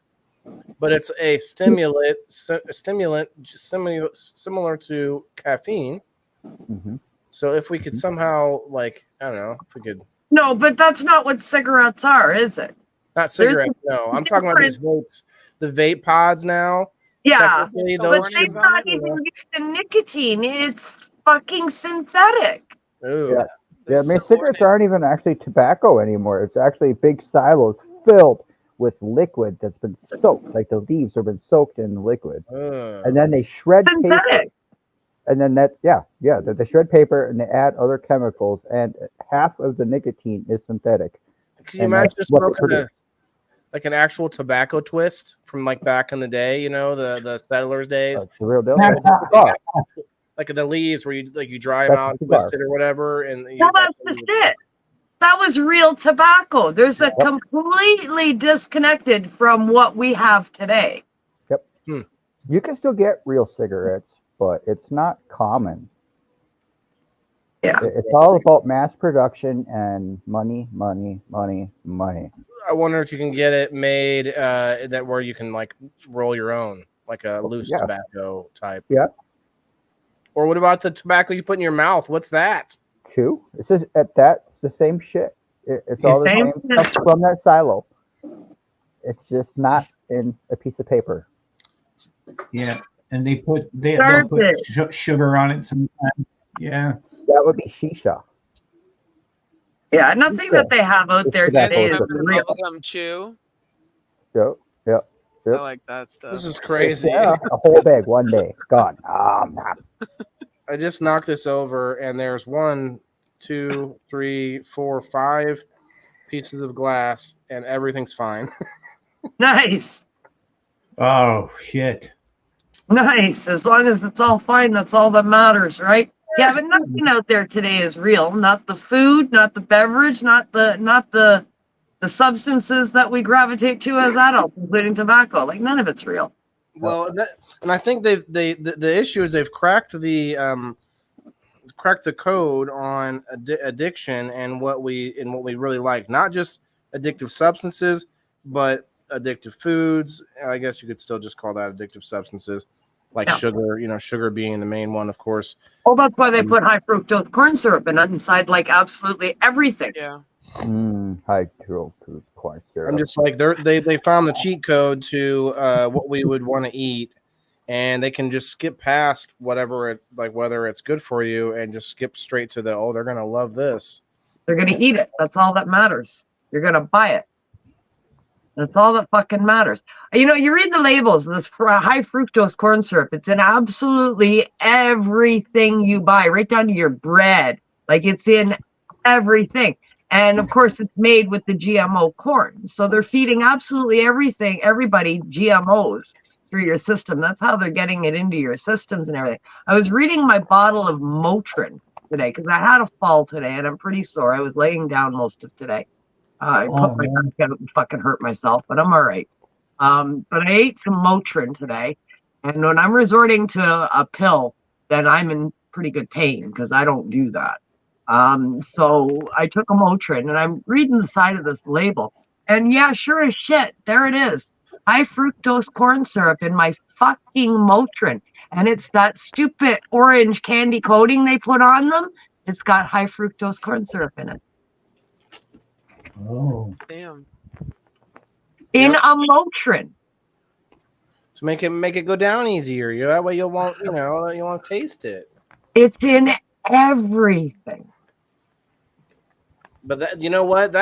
And I don't like that. But what scares me more is that I don't know if we're getting really no topic here. But what scares me more is the times that they take excess waste and they find a way to repurpose it. Well, yeah, it's a new product. Into something that we will use. And so, for instance, if you go to GNC and try to buy some like fish oil seeds or pills or what do you call them, capsules, fish oil capsules, most likely what you're buying is from the fish market when they have a big pile of the leftover fish stuff that that no one's going to buy to eat. They squish it and strain it out and actually get the fish oil from that you will then buy at the premium over at GNC. And so little things like that where we think we're getting some kind of a premium product, but it was a byproduct that came from something. Bagged lettuce. Yeah, it was. How do you think that started? Bagged lettuce. It was when they're fucking processing and all the little pieces of the fucking lettuces that they took off. Well, this piece, the end of it is bad, but the top of it is good.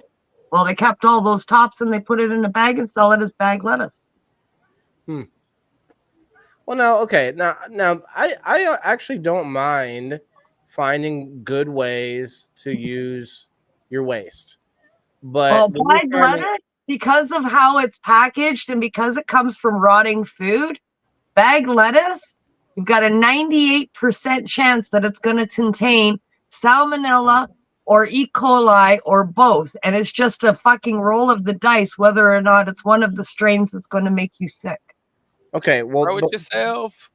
Okay, but that's okay. I see what you're saying. But if it wasn't the rotted pieces, and if it was just watched there last night, actually. Yeah, right. Right. No. What you're describing is bad practices, but what I'm saying is, in the process of them handling the heads of lettuce, pieces probably fall off while they're still fresh and whatnot. You could bag that up, wash it, bag it up. I'm not talking about later when they're all rotted or whatever.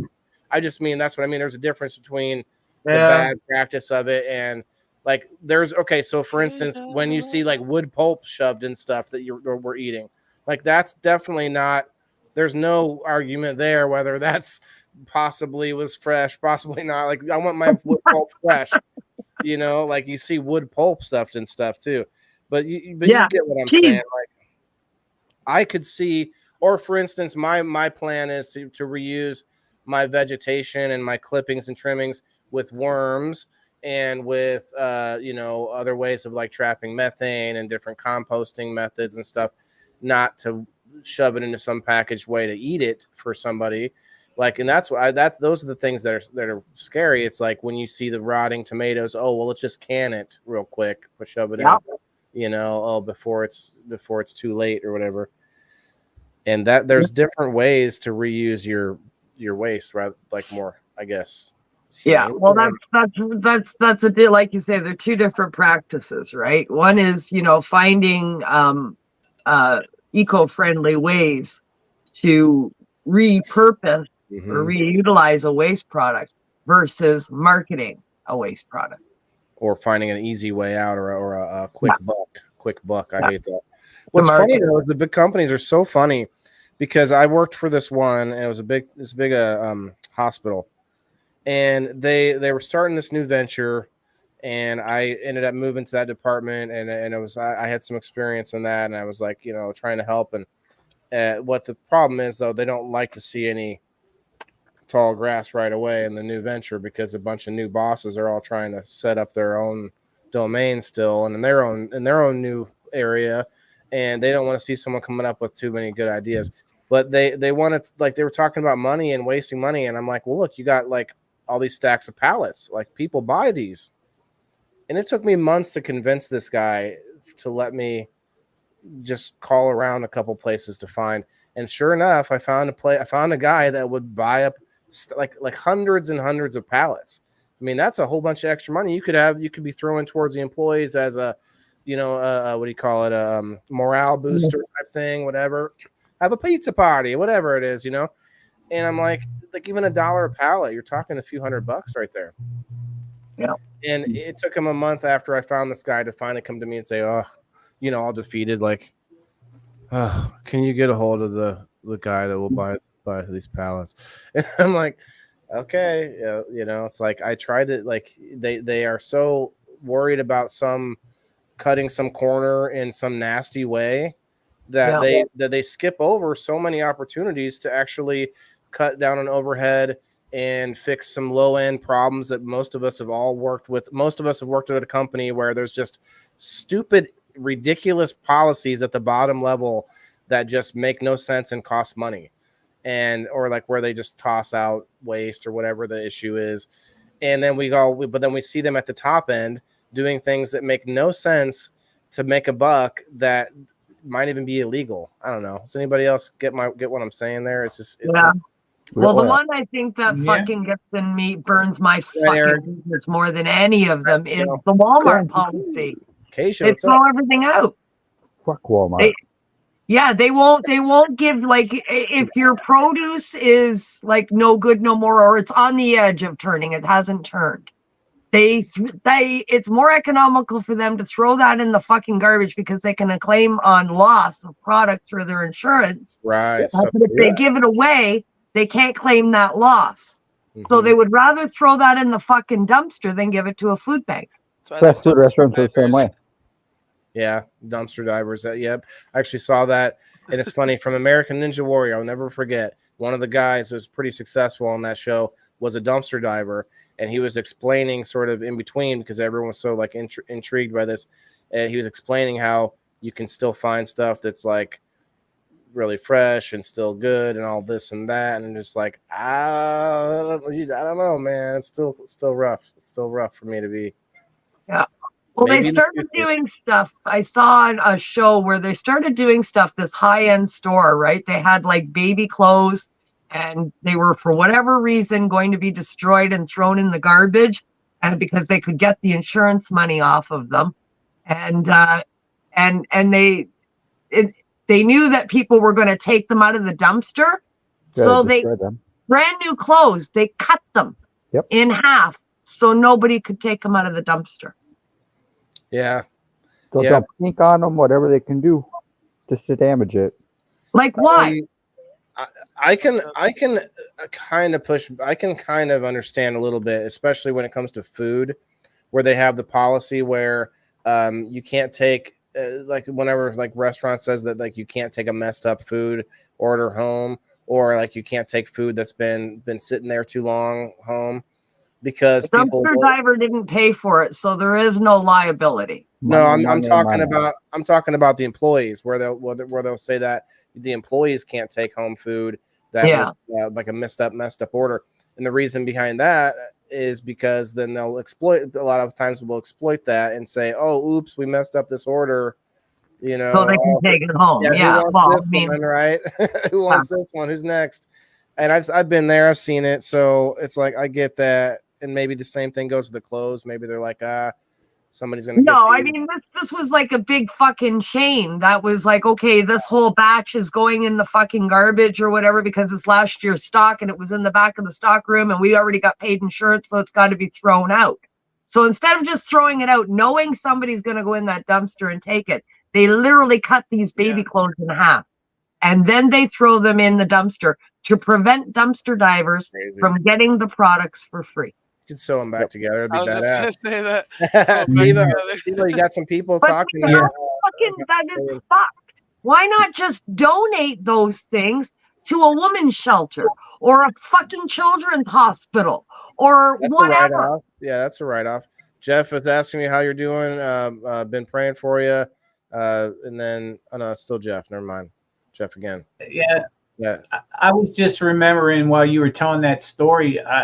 I worked at a place where the fraud, or the theft department or whatever, was so bad at this. I worked at a Pep Boys for 2 weeks, and they were so worried about you stealing that they fired a guy who had been there 11 years while I was there, and they threw away a shop light with a bad cord on it. He took it out of the dumpster, repaired it, brought it in the shop for everybody to use. But he took it out of the dumpster and stole company property, and they fired him. Now tell me there wasn't something else behind that one. You know? Wow. Yeah. It was garbage. I'd be like, technically, I never took it away from the company property. What do you mean? I just fixed We're it. still here. Right. He did. It's not like he took it home or something. You know, pay for that.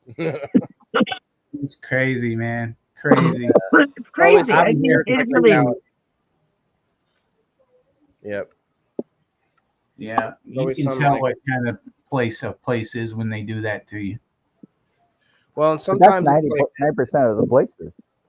Yeah, that's what I mean. But they get so bogged down on policy that it ends up becoming like an easier, like for them, it's like whichever thing's easier. Is it easier just to get rid of the problem person? What is it like? Are they correct? I don't know, but they're like causing a stink. So let's just get rid of that. And like the same thing happened at that same place with this manager that was just an idiot. Like the guy was one of the dumbest people I've ever met, and he was one of our managers. And so they ended up transferring him, giving him a promotion instead of firing him. When we all came to the what do you call it, the human resources, and our entire shift, like 20 people. We're trying to tell the HR department, hey, this guy's got to go. Like, there's something like wrong with him. Like, we can't get it. And so all they did was transfer him into a bit better job, but third shift, a different shift. Like, they shifted him. And it was just like, man, like, is it really that hard to fire somebody like that? Like, I guess it's hard to fire you because you're dumb, I guess, is maybe that might be the issue, because red tape and stuff, they have some policy or whatever it is. I don't know. Those people are the ones that, if you look at their knees, they're usually a little scuffed up, or possibly, yeah. He was pretty shiny. He was a shiny, like he was slick Rick, yeah. But I watched him wrap a pallet one time, and he wrapped the pallet jack into the wrapping. Like in this this other time, he went and he put a garbage bag into a garbage can. He didn't tie it off or anything. He put it in there, and they watched it as the garbage bag just sunk in and fell in. He looked at it, kind of like confused, and then he just walked away.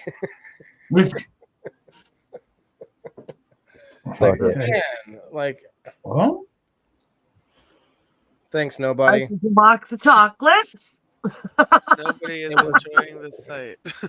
Yeah, just little things, man. And like that's the same guy that, like, oh, you'll see him buying a new car. It's like, man, and someone gives him a new house because the guy had to leave and he needed to sell it. And he's like, oh, here it is.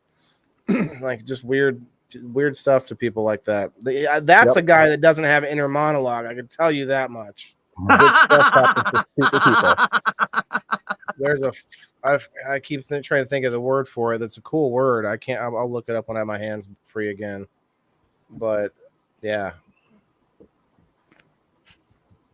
They said they did a test and like most of the OnlyFans crowd doesn't have an inner monologue.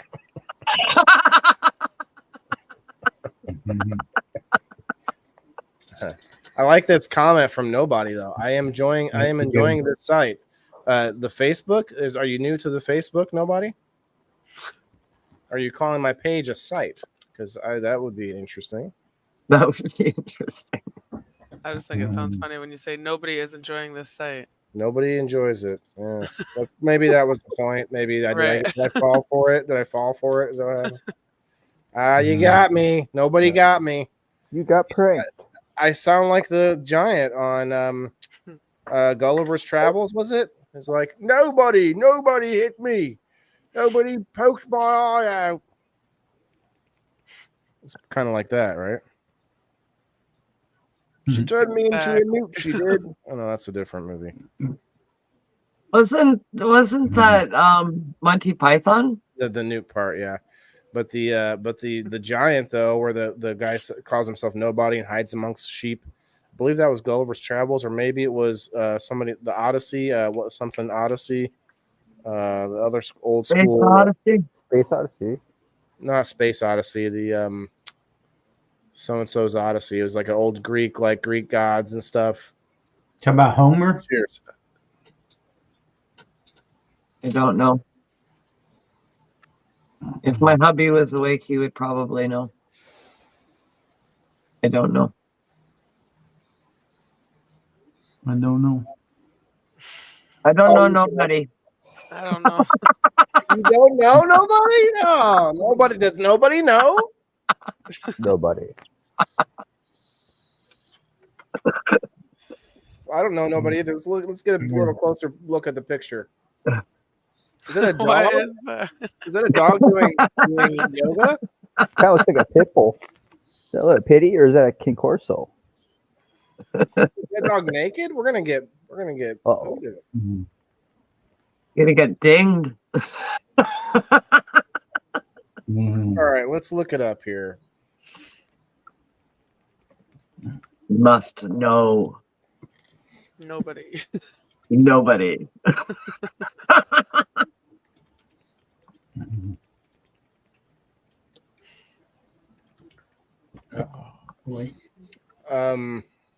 It's called aphantasia when you have no inner monologue. Aphantasia. Give me a second. I gotta make sure keep my terp slurper clean. It's best when it's hot. It's best when it's hot. Is it now? Yeah, I think you might be right though, SteveO. The Homer's Odyssey, or it was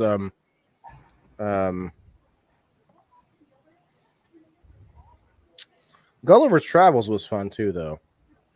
Yeah, but that was where like all the little people, like smaller than, like little tiny elves, snatched him up. Do you remember the movie Toys? Say again? What? The movie Toys. Toys?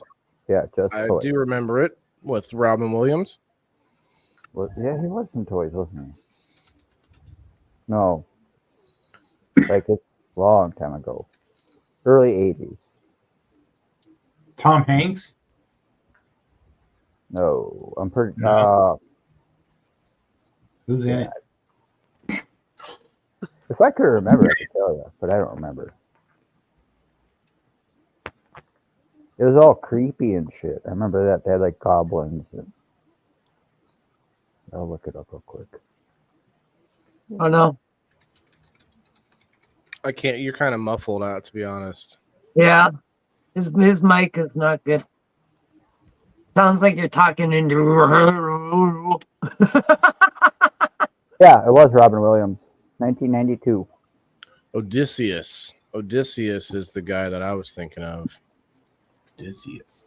My name is Nobody. Nobody. I am called by mother, father, and by all my comrades. Hark. Oh, sorry. He didn't say that. Yeah, he tells us the Cyclops was what was the name of the Homer? Yeah, Homer and an epic poem that tells the adventure. Well, they make a movie of it, but it's an older movie. Odysseus was the name Odysseus gave to the Cyclops. Or Nobody was the name Odysseus gave to the Cyclops while he and the Argonauts hid in the island cave among the Cyclops' sheep. I brought that up one other time in a show at one point. It's funny what things get brought up again.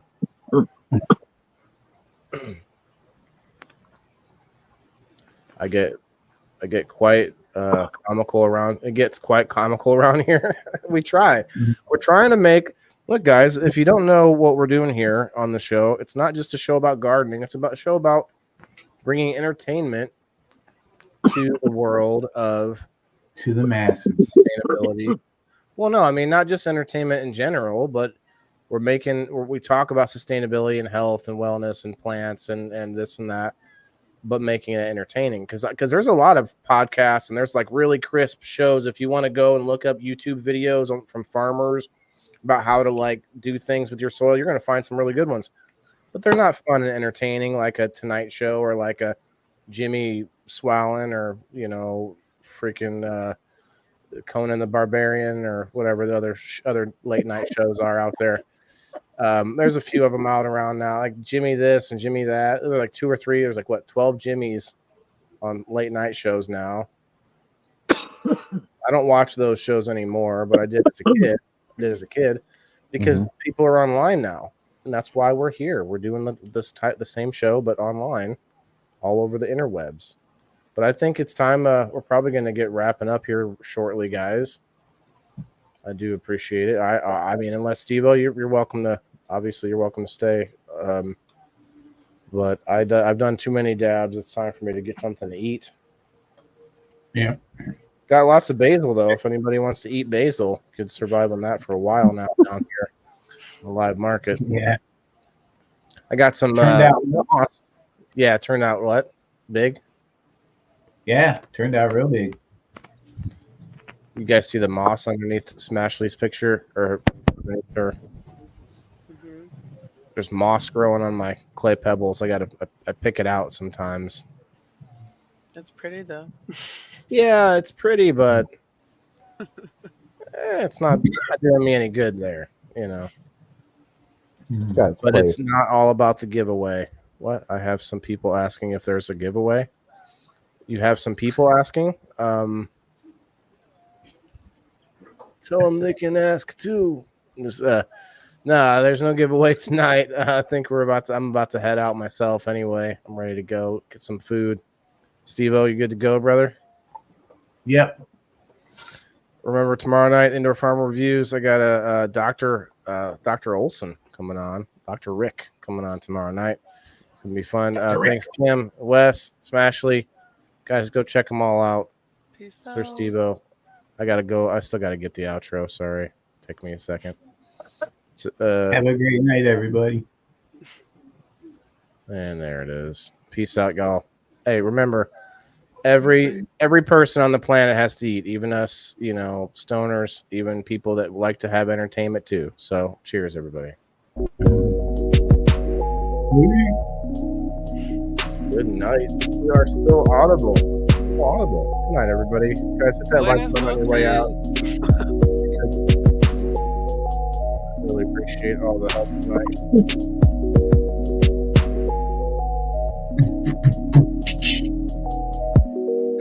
And all the game winners.